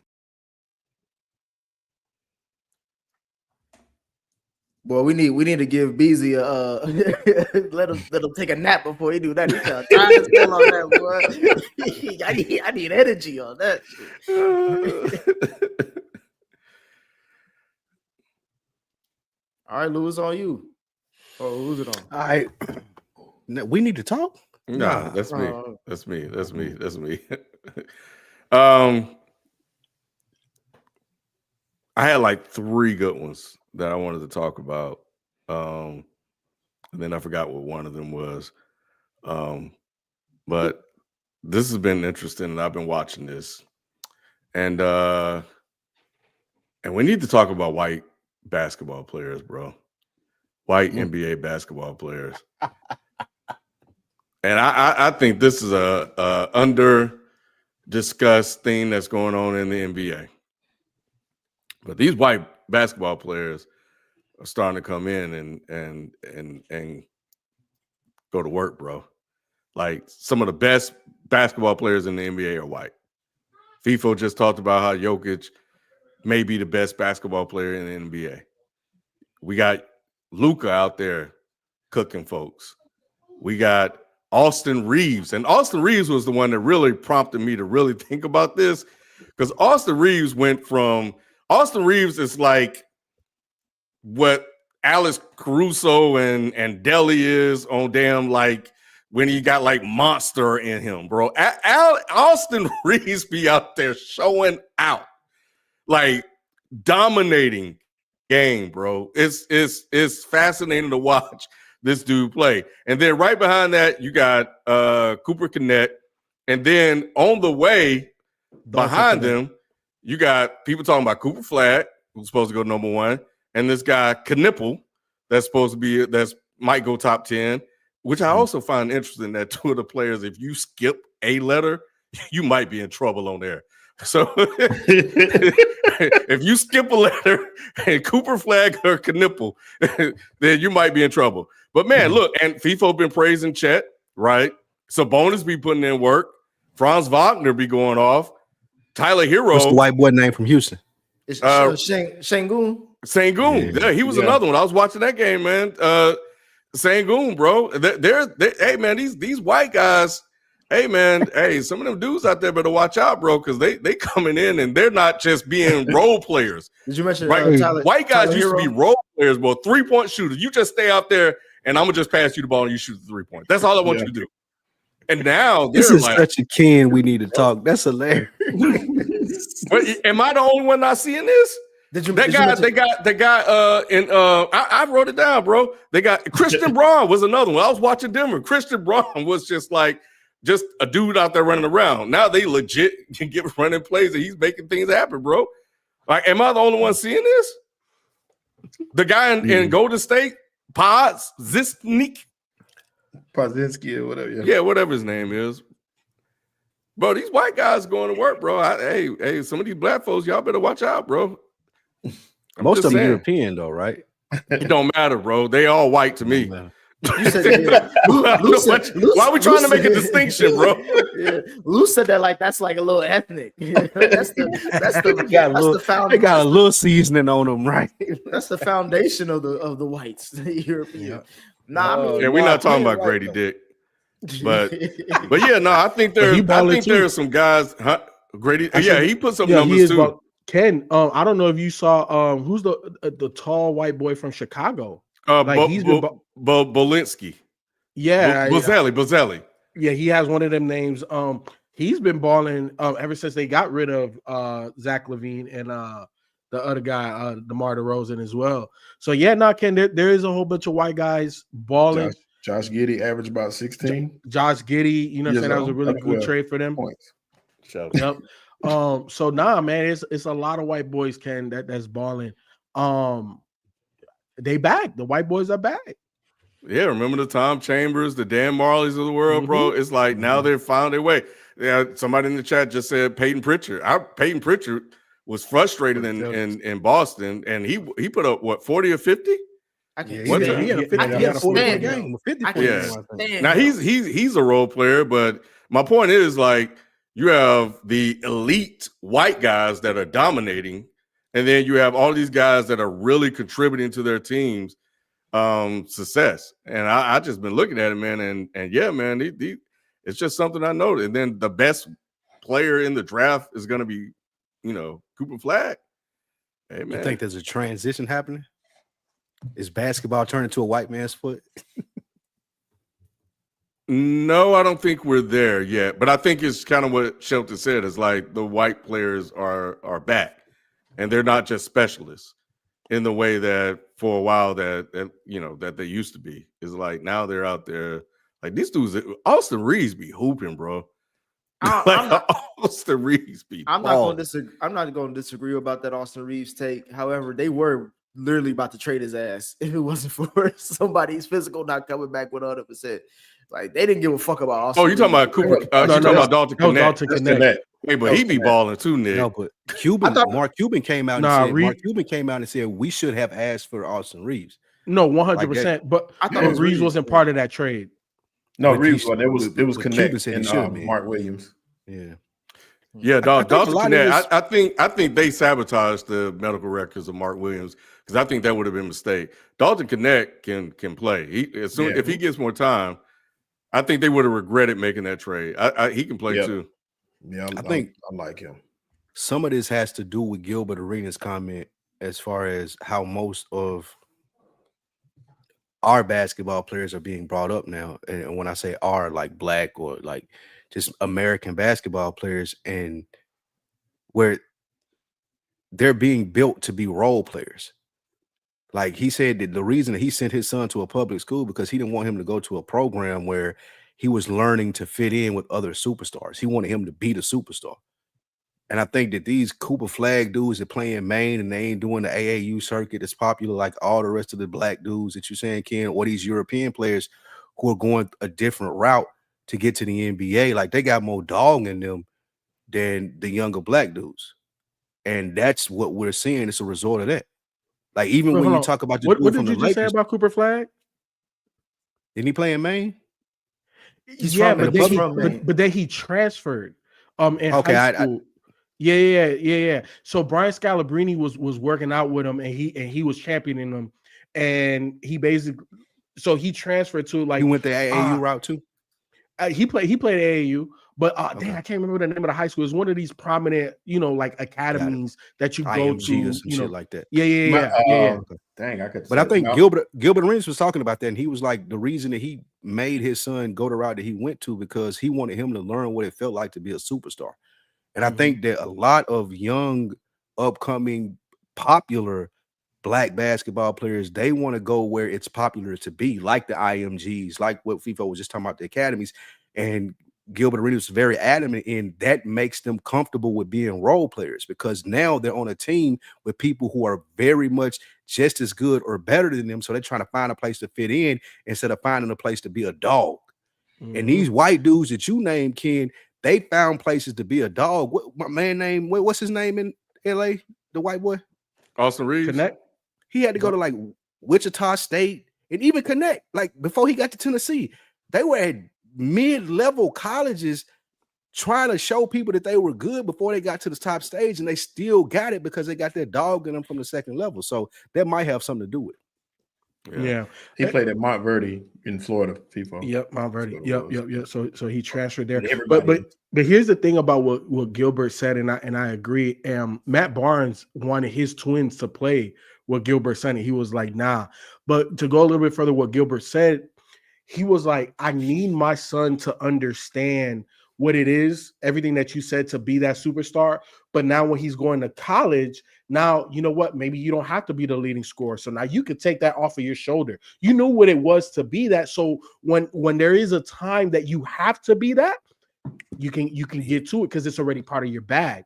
But now when you play with more talent, there's always going to be guys that's going to be better than you. So it may not be where Elijah is the best player, and it may be in the future where he may be a role player, but he still has that in his bag where he could pull on. So I love Gilbert's ideology and getting his son ready. And just go ahead, Nick.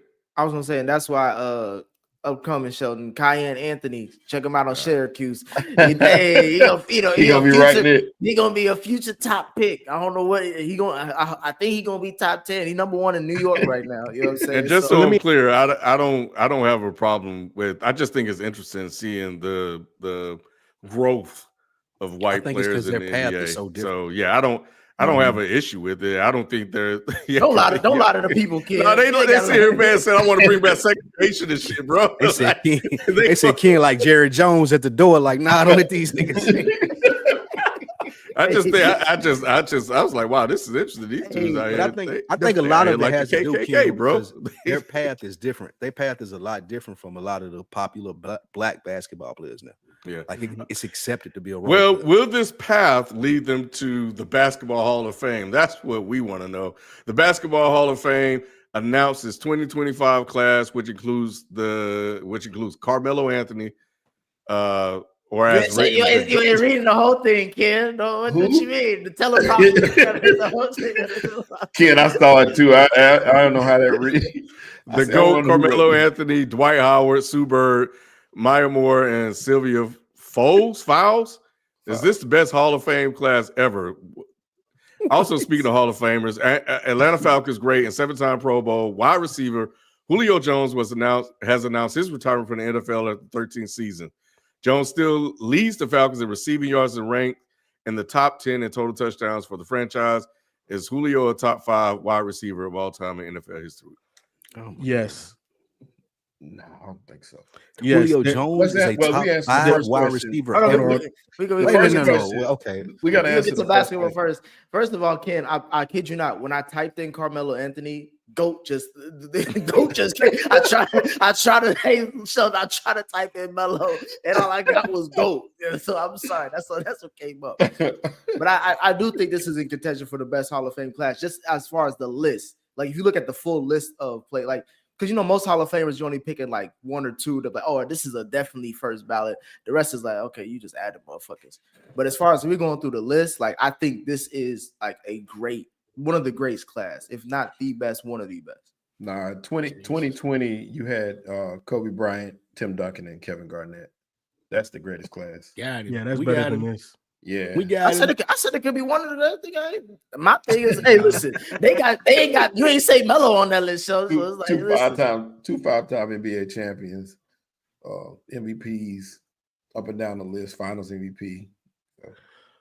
In terms of the Julio Jones, I'm trying to find it. I thought I saved it, but I saw this graphic where it was talking about Julio has he was the fastest to like 10,000 receiving yards. He also has the most 250-yard receiving games in the NFL. He also has the most like it was just ridiculous stats. And I said, oh shit, I didn't realize like Julio had all of this. Obviously, we know how great he is, but to me, when I saw those stats, I'm still trying to find it. But when I saw those stats, I was like, "Damn, he might be top 5." Man, you got Jerry Rice. You got what's the list, Sheldon? You said Jerry Rice. Jerry Rice. You think T.O.'s over Julio? Yeah, absolutely. T.O. Okay, Jerry Rice. T.O. Who else? Larry Fitzgerald is up there. Okay, who else? He's up there. Or is he in top 5? Randy Moss. Randy Moss. So you got one more. Michael Irvin. Marvin Harrison or Calvin Johnson. Either one. You still got. I mean, Julio gets a lot of respect, but I still Julio got good. Calvin I don't know Johnson if he first ballot. Yeah, him and who's Antonio Brown. Who's your 5? So, my top 5 would be. Let me do my top 5 one more time. Jerry Rice, T.O., Randy Moss, and not in any particular order with those two, Calvin Johnson, and Larry Fitzgerald. Who's your 5, Lou? Rice, Moss, Calvin, Larry Fitzgerald, Chris Carter, and hold on. You took somebody else. You said Rice, Moss. Is it Calvin Johnson or Larry Fitzgerald? No, I took Calvin Johnson off. Larry Fitzgerald. Larry Fitzgerald, Chris Carter. Who's in the 5? And Michael Irvin. T.O. was 3rd in receiving yards and 3rd in touchdowns. How you not have him on your list? All that shit was irrelevant, though. Hey, kid, receiving yards and touchdowns are irrelevant. That nigga didn't do shit. He didn't do shit to impact teams other than break locker rooms. Man, he was out there I fuck with T.O. too. He was when we talking about I do. When we talking about top 5 receivers though, like nah. Yeah. Lou, he played in the Super Bowl on a broke leg and dominated. Couldn't be stopped. Who won? That wasn't on him. I ain't asked y'all that. I'm asking y'all who won. His quarterback threw up in the huddle. All I want to know is who won. That's it. I just want to know who won. Because I don't remember them winning that game. Funny, hey, don't ever let nobody say you ain't funny, Lou. Yeah, you got a 5? No, I don't. I was gonna say my 5 would be Rice, Moss, T.O. I'm gonna put I'll put Calvin Johnson there. I may have Julio at 5. I may just because you said go ahead. You don't think Antonio Brown just as good as Julio Jones? He's top. To me, he's top 10 all time in my opinion. Yeah, I think Julio was more dominant. Like if I had to be like on a my player thing and create my best wide receiver, it's going to be like a Julio Jones. Yeah, 100%. And he delivered. If it wasn't for fucking Kyle, if it wasn't for Kyle Shanahan punk ass, they would have won a title and he would have been definitely top 5. He was. You remember all those years though he couldn't get in the end zone, they couldn't score. I was just about to address that. So if you compare their stats, Antonio Brown played in 146 games. Julio played in 166. Antonio Brown has 12,291 receiving yards. Julio has 13,703. Antonio Brown has 83 receiving touchdowns. Julio had 66. Part of that he got the Calvin Johnson treatment where they put 2-3 niggas over the top. And on top of that, I watched a lot of Falcons games too because I had Julio on one of my fantasy teams. He would get them down to the 5-yard line, 1-yard line, and they would just run the ball. They wouldn't even throw it to him. It was some bullshit like that.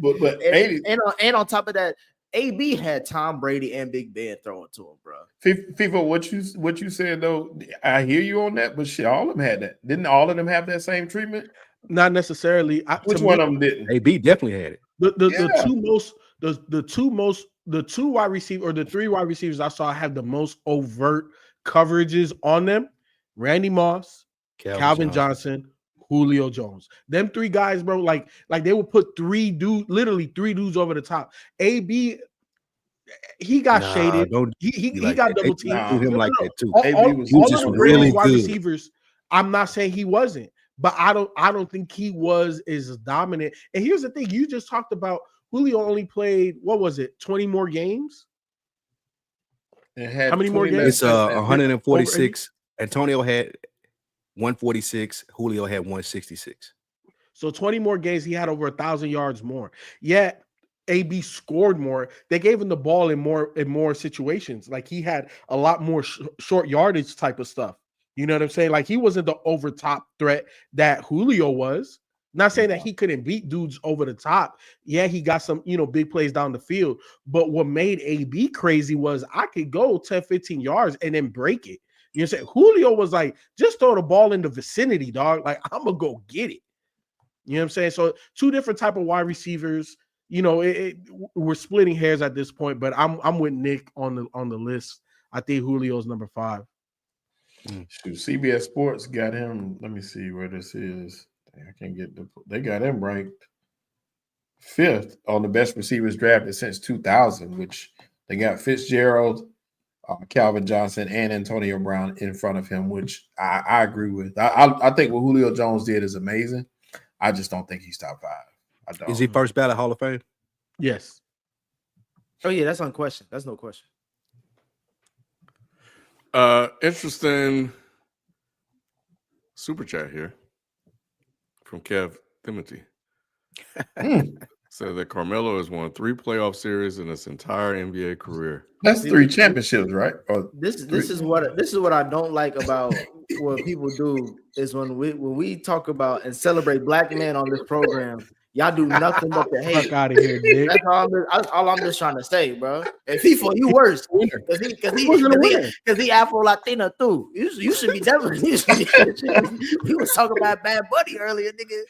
Where his flowers? Nick, did he win though? Jay, why are you on this program? Why are you on this program? Did he win though? Did he win though? We're gonna talk about this in the meeting, Jay. Oh, okay.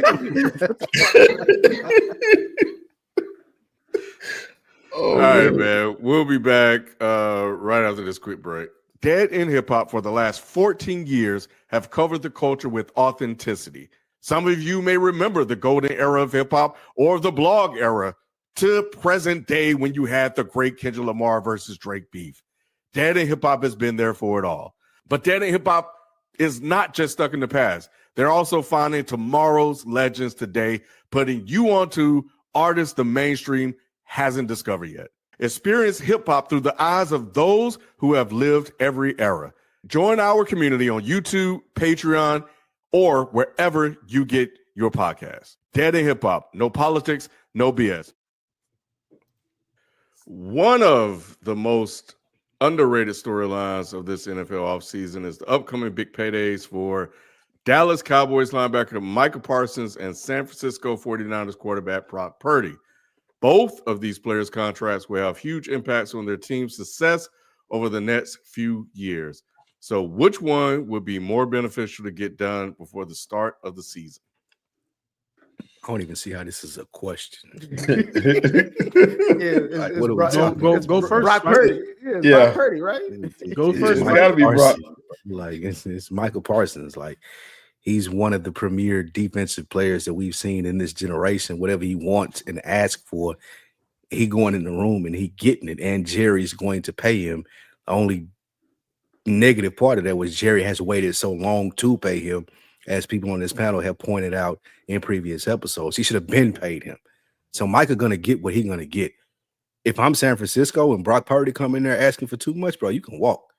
I'll do the Kyle Shanahan thing and I'll take another quarterback, bro. Like I'm cool. Like you good, but you're not that good. And I don't mean me and Ken was flying the flag for Glock Purdy for the last 2 years, but I'm not paying you too much, bro. Like that's a wash. If you asking for a lot of money, you can walk. Like see if somebody else give it to you. And I want to see who that person.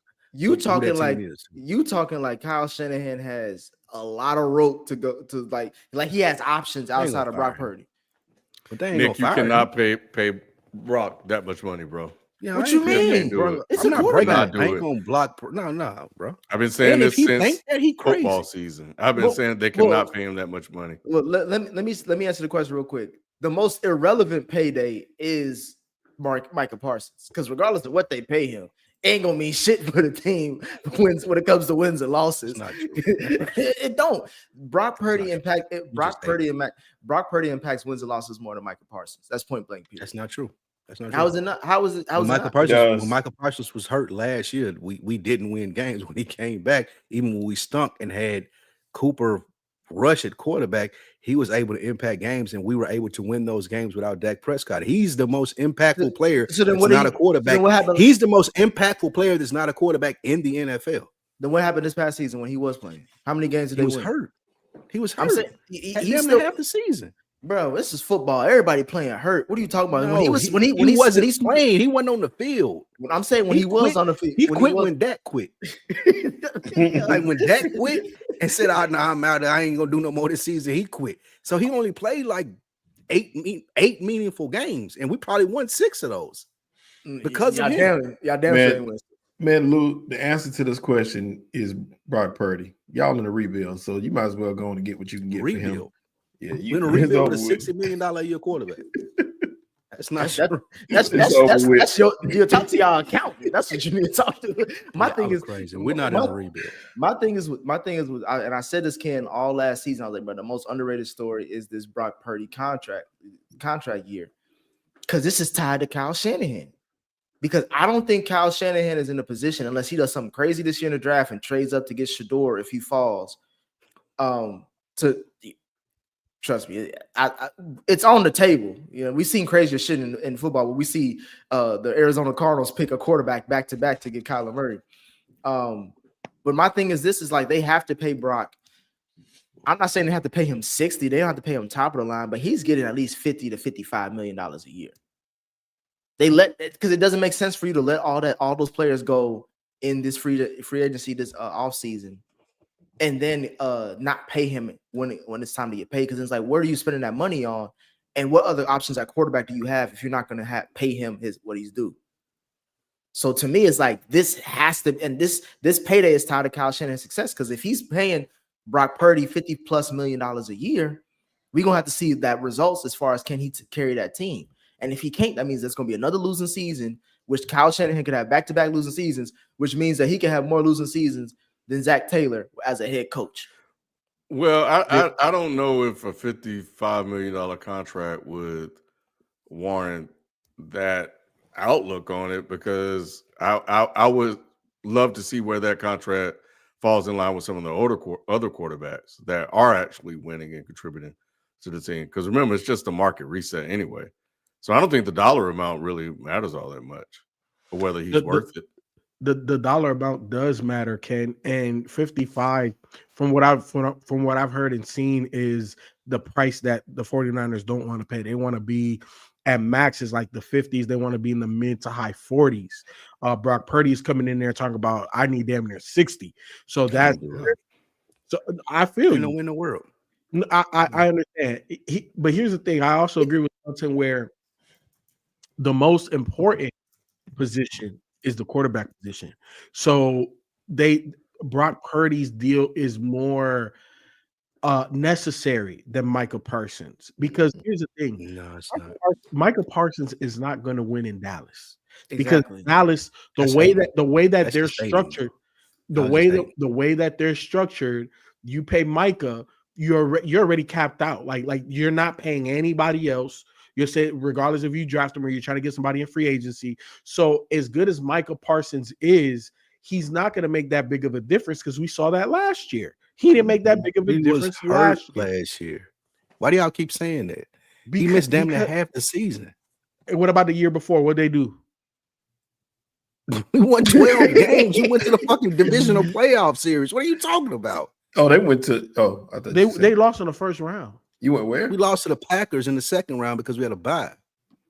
Okay, you're not winning no playoff games Y'all ain't with had no or without bye. Michael Parsons. They did. Yeah, they did.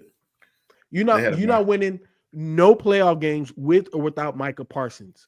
Brock Purdy is more integral to what San Francisco got going on. To Nick's point, if they can't come up with a deal, there's still a free agent quarterback out there that is from that side of the country. Don't say it. I'm just saying. Because no, you talked about Shanahan having back-to-back losing seasons, and everybody here agrees outside of Spike Lee that the most important position on the field is the quarterback position. If you can't come to terms with Brock Purdy and you say, because I'm in agreement with you, hey, bro, go find somebody else that's willing to pay you that, because we not. I would pay Aaron Rodgers $20 million to come in for a season or two. Nah, no way. Are you? And this is where I want to get. Wait, hold on, Nick. What I'm saying is, if you can't come to an agreement with Brock Purdy, what other option do you have? People make a good point. My thing is this, though. This is my thing. We are talking about Brock Purdy, but this is coming from the root of Kyle Shanahan and where he's put himself in with this situation. Because like you said, Lou, they could have paid Brock Purdy last year and it wouldn't have been up to 60. You know what I'm saying? They could have got ahead of this, but now he's on his final year of his contract. So they don't necessarily have to pay Brock Purdy this year. They can wait again until next year, but obviously we know the price is going to go up. It ain't going to go down. The only reason why they're trying to fuck him over on this is because he's the last pick in the draft and he was getting paid $3 an hour. He has no trade value either. Nobody wants. I was going to say, they looking at it like, if we don't pay you, who else is going to do it? And he has no leverage. Need a quarterback. They're not going to pay you. And there's no team is going to pay Brock Purdy what the 49ers would pay him. So take what we give you and be cool with it. Nobody else out there is going to give you this. And he's not that great. Like he's good. And he's played really good because of that system, but he's not great. He's not a great quarterback. Would you take him over any quarterback that's in the NFC East right now? As much as I say Dak Prescott is a mediocre quarterback, I would take Dak Prescott over Brock Purdy. I would take Jalen Brock Purdy been to the Super Bowl though. But I understand that. But let's look at how great that team was around Brock Purdy. And at the end of the day, Nick, you can have all of the things that you want.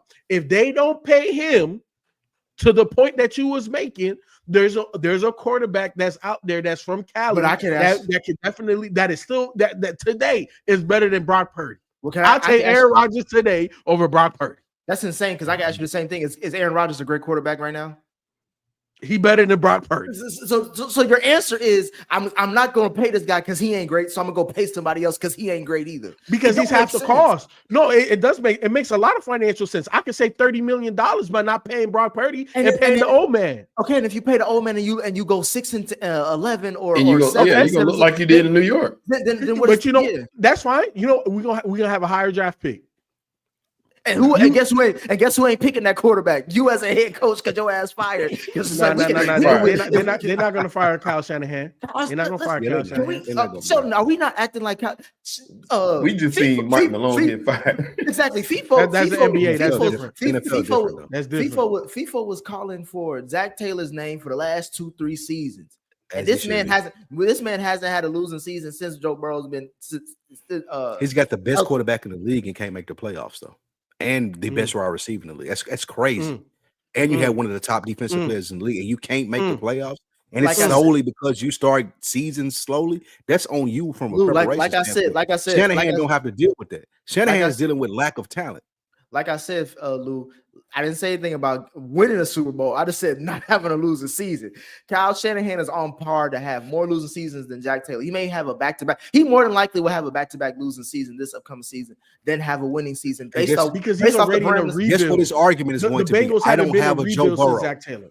Who's been more successful, Kyle Shanahan or Zach Taylor? Since we're having a Zach Taylor or Kyle Shanahan. I don't want to have a because you know the answer to that. That's why you don't want to have the conversation. I'm not trying to say that because I don't want to have the conversation. It's more about a glaring point that I'm trying to make is that Kyle Shanahan, to me, doesn't have much room to play around with the situation like he has options, like he has time. Because Lou, you would even say right now the Rams are more than likely going to win the division again next season, right?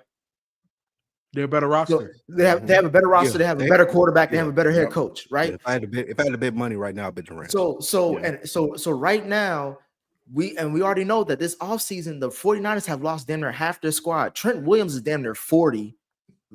Fred Warner, Nicky Bosa, who else is on there? They're older now. They're not spring chickens. So my thing is this: you're dealing with an older roster who lost half of his talent, and you're talking about playing a quarterback that we all agree isn't top 10.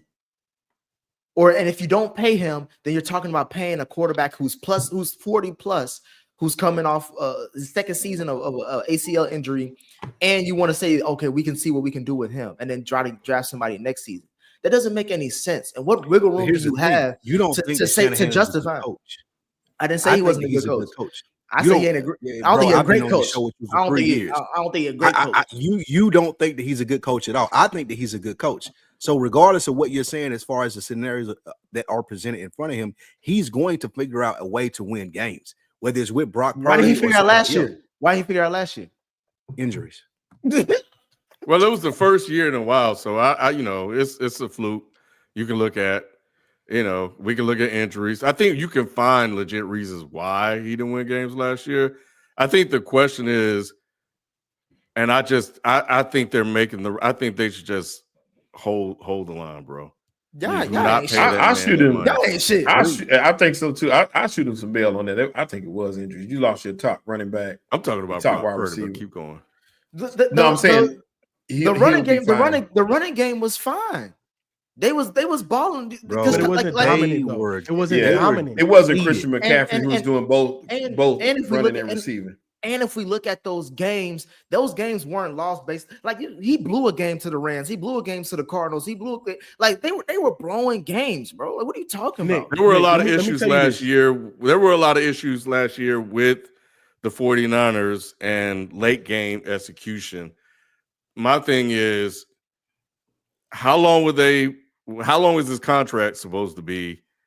And to your point, Nick, like, you also have to factor in whether or not Kyle Shanahan will be there for the duration of that. And if they start losing, will they be willing to stick around with that? Because Kyle Shanahan is the reason why Brock Purdy even exists and goes. So those are two decisions they have to make. With Micah Parsons, they have to be, if they're going to pay Parsons, then they have to be considering moving on from Dak and getting out of that contract in order to make how he just signed it last year. No, what are y'all talking that's about? What that's what Spike was saying. That's me just speaking at. Let's stop. Let's address the Brock Purdy situation. Nick and Ken. Last year was the year for Brock Purdy to solidify $55+ million a year as a quarterback, and he did not do that because he was devoid of Christian McCaffrey. He was devoid of Deebo Samuels for a good part of the season. He was devoid of Brandon Ayuk. He was devoid of all of those guys. And if you are going to be paid that type of money, not named Dak Prescott, you need to be able to elevate. That's false, people. No, how the fuck is that? Because I pay a quarterback $60 million. It doesn't matter. I agree with you, FIFO. I agree with you. I don't think they should pay him that much. No, because I can name you some. Trevor Lawrence. What has he done to earn the money that he got?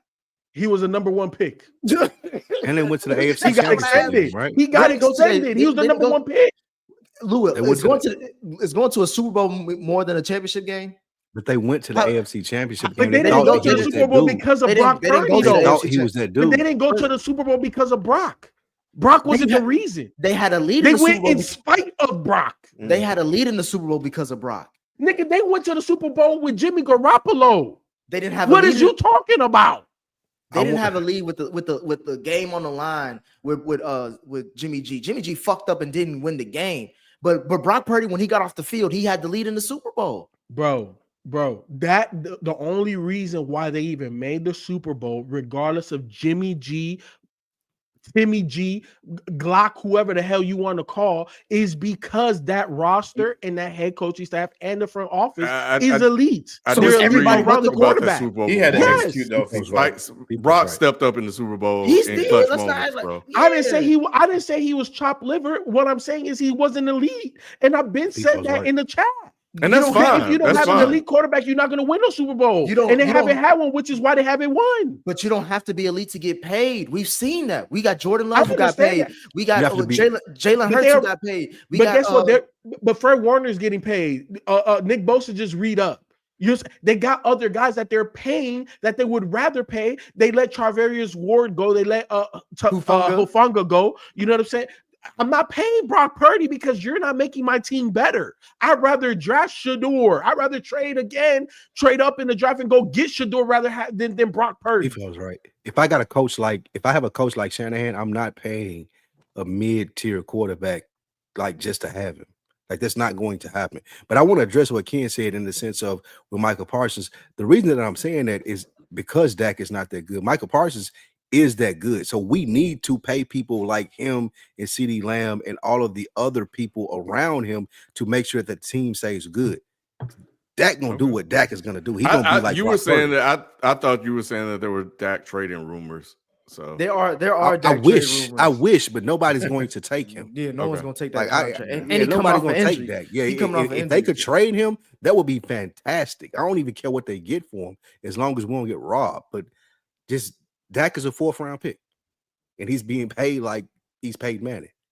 It just it don't work. It's y'all foul. This Brock Purdy has put his blood, sweat, and tears on the field and getting paid $8.60 an hour, and he can't get his money. But y'all willing to give some Nick, boys their money just because of a 1st round grade.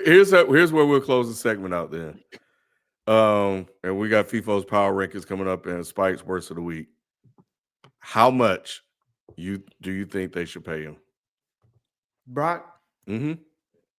Like I said, 50 to 55. 55. I'm $55 million a year. 50 annually. Loco.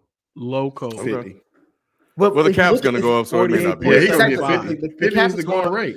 And on top of 48.75 max. On top of that, look at his resume. Yeah, the man made it to the Super Bowl. He deserves. He made it 2 championship games and played in 1 Super Bowl.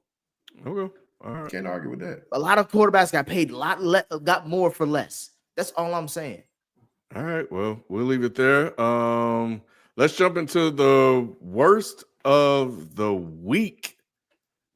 We got worst. Spike is up. Yeah, worst of the week, man. I know this isn't a big baseball show. Let him set it up. Okay. There we go.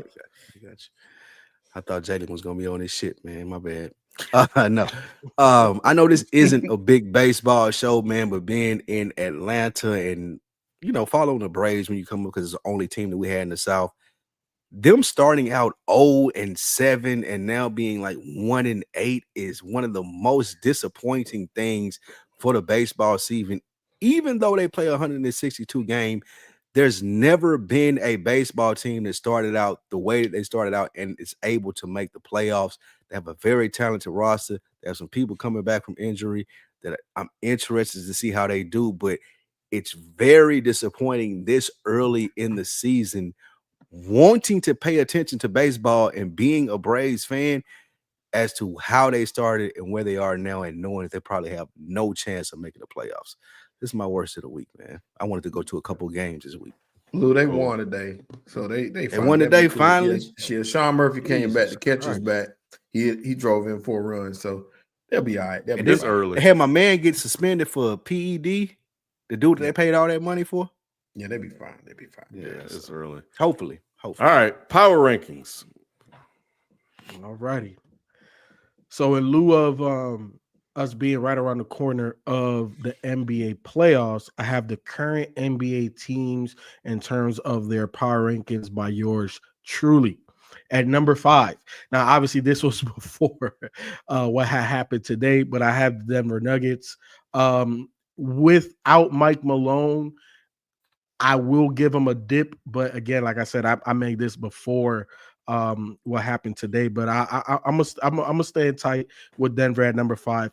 At number 4, give me the Cleveland Cavaliers.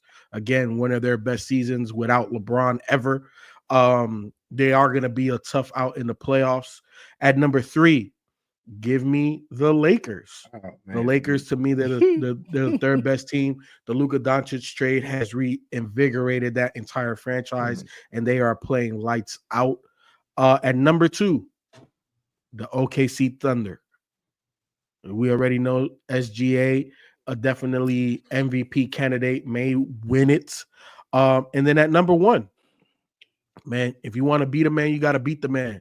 Give me the Boston Celtics. As good as OKC is, man, they still haven't won no championships. They still have not proven themselves in the playoffs. And if you want, like I said, you want to beat a man, you got to beat the man. And Boston has shown that they are still the team to beat overall this season. So big win tonight for the Celtics. Go ahead, Shelton. I was gonna say big. Gotta bring it. Nah, I was gonna say Knicks ain't list, kid. Hey, OKC just beat the Lakers too, and SGA had 42. Luka got kicked out on some bull though. So we got cheated out of our win tonight in OT. Oh boy, I hated that. Tatum was going off though. I can't lie, he was going brazy. So you don't Cleveland have no respect for Houston? Crazy, bro. Yeah. You don't have no respect for Houston or Cleveland, FIFO? Nah, Houston to me, they're still like 2 mango seasons away from really being scary, in my opinion. They have a really good record because they are athletic. They have a defensive head coach. Defense travels, but they're not. I'm not scared of them at all. Why are you giving the Lakers so much damn respect, bro? Like they basically got thrashed by OKC today. Like what are you talking about? 3 is high. Honestly, 3 is dumb high. 3 is high. I don't mind you having the top 5, but they're not third. There's no way. They're not the third best team in the league. No, by far. No. We said power. The power. These are power rankings. I don't know what that means. I think. And here's the thing: at the end of the day, obviously, I put these rankings out. We could agree to disagree, or we can agree. It is what it is. If you feel the Lakers are too high, that's fine. But I do think that they are one of the 5 most powerful teams in the NBA right now going into the postseason. Well, I definitely want to see what happened. All right. Well, we'll see. We'll come back to that later. So we'll close out with super chats, but I definitely want to see what happened tonight because that was a pretty close game, and it looks like things got away from them when Luka got ejected. Also, I need to see what the hell happened in Milwaukee. A 30-3 run is insane, and the Timberwolves ended up losing that game to the Bucks tonight. So, anyway, yeah, he was playing. Yeah, Lou, he ain't got no choice. He got the payments to make. Hey, now he paid him up front. What you talking about? All that up front. That's a rumor, bro. That's a rumor. That's COD. That wasn't true. Yeah, but I did look at that timeline of his babies, bro. It's crazy. In 2 years, he had in 2 years. So who worse, him or Tyreek Hill? Nah, Ant-Man is worse because he's younger. That man only 23. He got 4 kids in a year and a half with 4 different women. Hill had like 5. Look up Tyreek Hill, bro. Well, I'm gonna tell you the worst one is Antonio Cromartie. Okay, this ain't I can't even think of a reality. I'm just saying, look up Tyreek Hill though. Before you put that on Ant, look up Tyreek Hill. Look up Antonio Cromartie. Rob Costa, I accept that. Greater than Cooper Flagg. I don't care. Fuck out. Bro, I don't even, bro. Stop. So we got little MJ395 who said, "Yo, what's up, Dead End? I'm a long time listener since I was 13. I'm 25 now." Woo. Anyways, I'm an artist by the name of Mavon John, and my house and studio was burned down in the Eaton fire. He went on to say, I released a tape full of music I recorded on all platforms called The Burnt Tapes. Please check it out if y'all have time. I go check out the Burnt Tapes, man. Yeah, I guess this music was so fire it burnt down the house. I guess that's what he's trying to say. I guess that's what he's trying to say. Hey, Lou, he said he got that. No, y'all try to call me the wild card on Sunday and say, "Oh, you never know what Lou's gonna say." And Ken say some shit like that. Nah, he said he'll go to hell. My thing is, Lou, he said he got that heat, boy. That fire.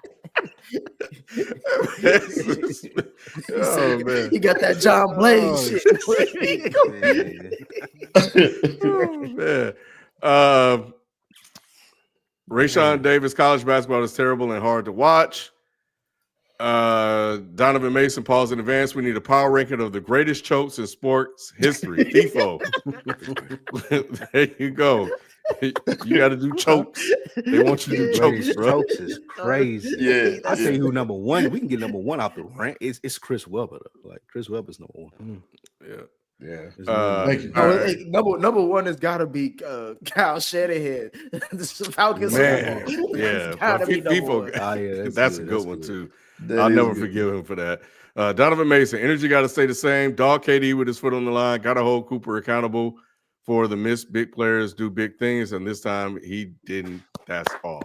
Thank you. That's all I be saying, bro. We just need some balance. in Well, this what I will say is this: the ball. with KD, we've had a history of that. Cooper Flagg is just starting that, so I can't say was another time like Cooper's a one and done guy. There's no history of choking for Cooper. KD has a history of making clutch shots too, though. What are you talking about? Don't act like he's always been. This the Not beginning like of his choke. that was the one time. That was the, What has he won that wasn't associated with Golden State? What? All right. Okay. We done boys. Shadore's stock is falling. Hope he falls to the Steelers. That'd be good. I wouldn't wish a young QB's career on the Steelers at all. That's going. You going to QB purgatory if you thinking that what's his name? Kid Arthur Smith. Arthur Smith is going to coach up anybody. Come on, what the fuck? It's not gonna He happen. ain't falling that far. No, He going to New Orleans. He going to New Orleans if anything. Yeah. If he fall out of the top 10, I'll be shocked. Yeah. Me too. I think it's all just games. Stephen A. Spliff, Harden has been an all NBA player this season. If Kawhi continues to play close to his 2019 playoff form, the West is in trouble. I want to tell you, Stephen A. Spliff, we originally had the Clippers on the docket, but obviously breaking news is breaking news. But we need to have a conversation about Ty Lue. You know what I'm saying? Kid, he making the Clippers great again. I got a feeling that because Clippers ain't winning nothing. All they need is a healthy Kawhi, and Kawhi been balling. They not winning nothing because that's like saying Will Smith needs his daddy in the playoffs. And listen, healthy Kawhi don't go together. And I'm glad y'all hating because y'all always do when it comes to Clippers, but it ain't just Kawhi. Lue coaching up the whole squad. He got like 5 players make averaging over double digits. Like Ty Lue's not the issue. Ty Lue's not the issue. James Harden is going to choke in the playoffs like he always does. Always does. Well, here's the thing, Nick. You say we've always been hating on the Clippers. When have they ever proven us wrong? They went to the Western Conference Finals. All these years that we've been hate for the last couple of years, and you keep talking this talk, and we haven't been proven wrong yet. I'm waiting. Listen. Lue was over here making excuses for the Cowboys, talking about we was hurt. The Clippers been hurt too. When was the last time the Clippers had a full health? When they had a full healthy squad. You said Michael Parsons was hurt too. Lou, don't even try that. Yeah, exactly. That's why y'all suck. You say that's why y'all suck. Well, we got another week left, so we'll get a chance to check it out. I was looking forward to talking about that, but because the playoffs start in a week or so from next now. week. They start. Well, the play-in starts next week from today, and then the playoffs start on Easter Sunday. Who the next coach to get fired before the play-in starts? Lou. Just playing. I don't know. I'm about to say at this point they trying to fire coaches right before the playoffs. But before we apparently it might be Spike's shirt, bro, because they've been roasting your ass. Rob Costa has been the lead in that. Like Rob Costa will not let it go, bro. Like bro, they said what did Johnny Bravo said you They're looking on the crop top. They going at Lou, bro. Rob Costa, I hope you enjoy your birthday. I hope you take your shirt, rest out the back, put it Hey, Rob Costa, take it however you want it. I hope you enjoy your birthday. I hope you have a great time. Hey, look how to cut that shirt off. It's been all night, man. They haven't let up, bro. I've been reading it too, Ken. Like the shirt not even that bad. Like they said you got the Z crop top, boy. All right. Man. I got papers on all you niggas. Pelican Bay, Oh man, That's the thing. That's the thing, Lou. Most of the audience, bro, they be hiding behind these little avatars and shit, bro. We don't know what these things look like, bro. We that shirt snap at the bottom. Facts. Did that shirt snap at the bottom? Oh, okay. Hey, Sheldon, relax. Anyway, Lou said he got something for your ass. You got a translucent mic over there. Like, I know you're not like, bro, you got that mic from Adam and Eve. Like, don't ask me about my shirt, bro. I don't even know what Adam and Eve is. I can't say Look that. it up. Look it up. All right, man. Anyway, we're gonna leave it there, man. We'll catch you guys next time. We all peace. Peace. That was fun.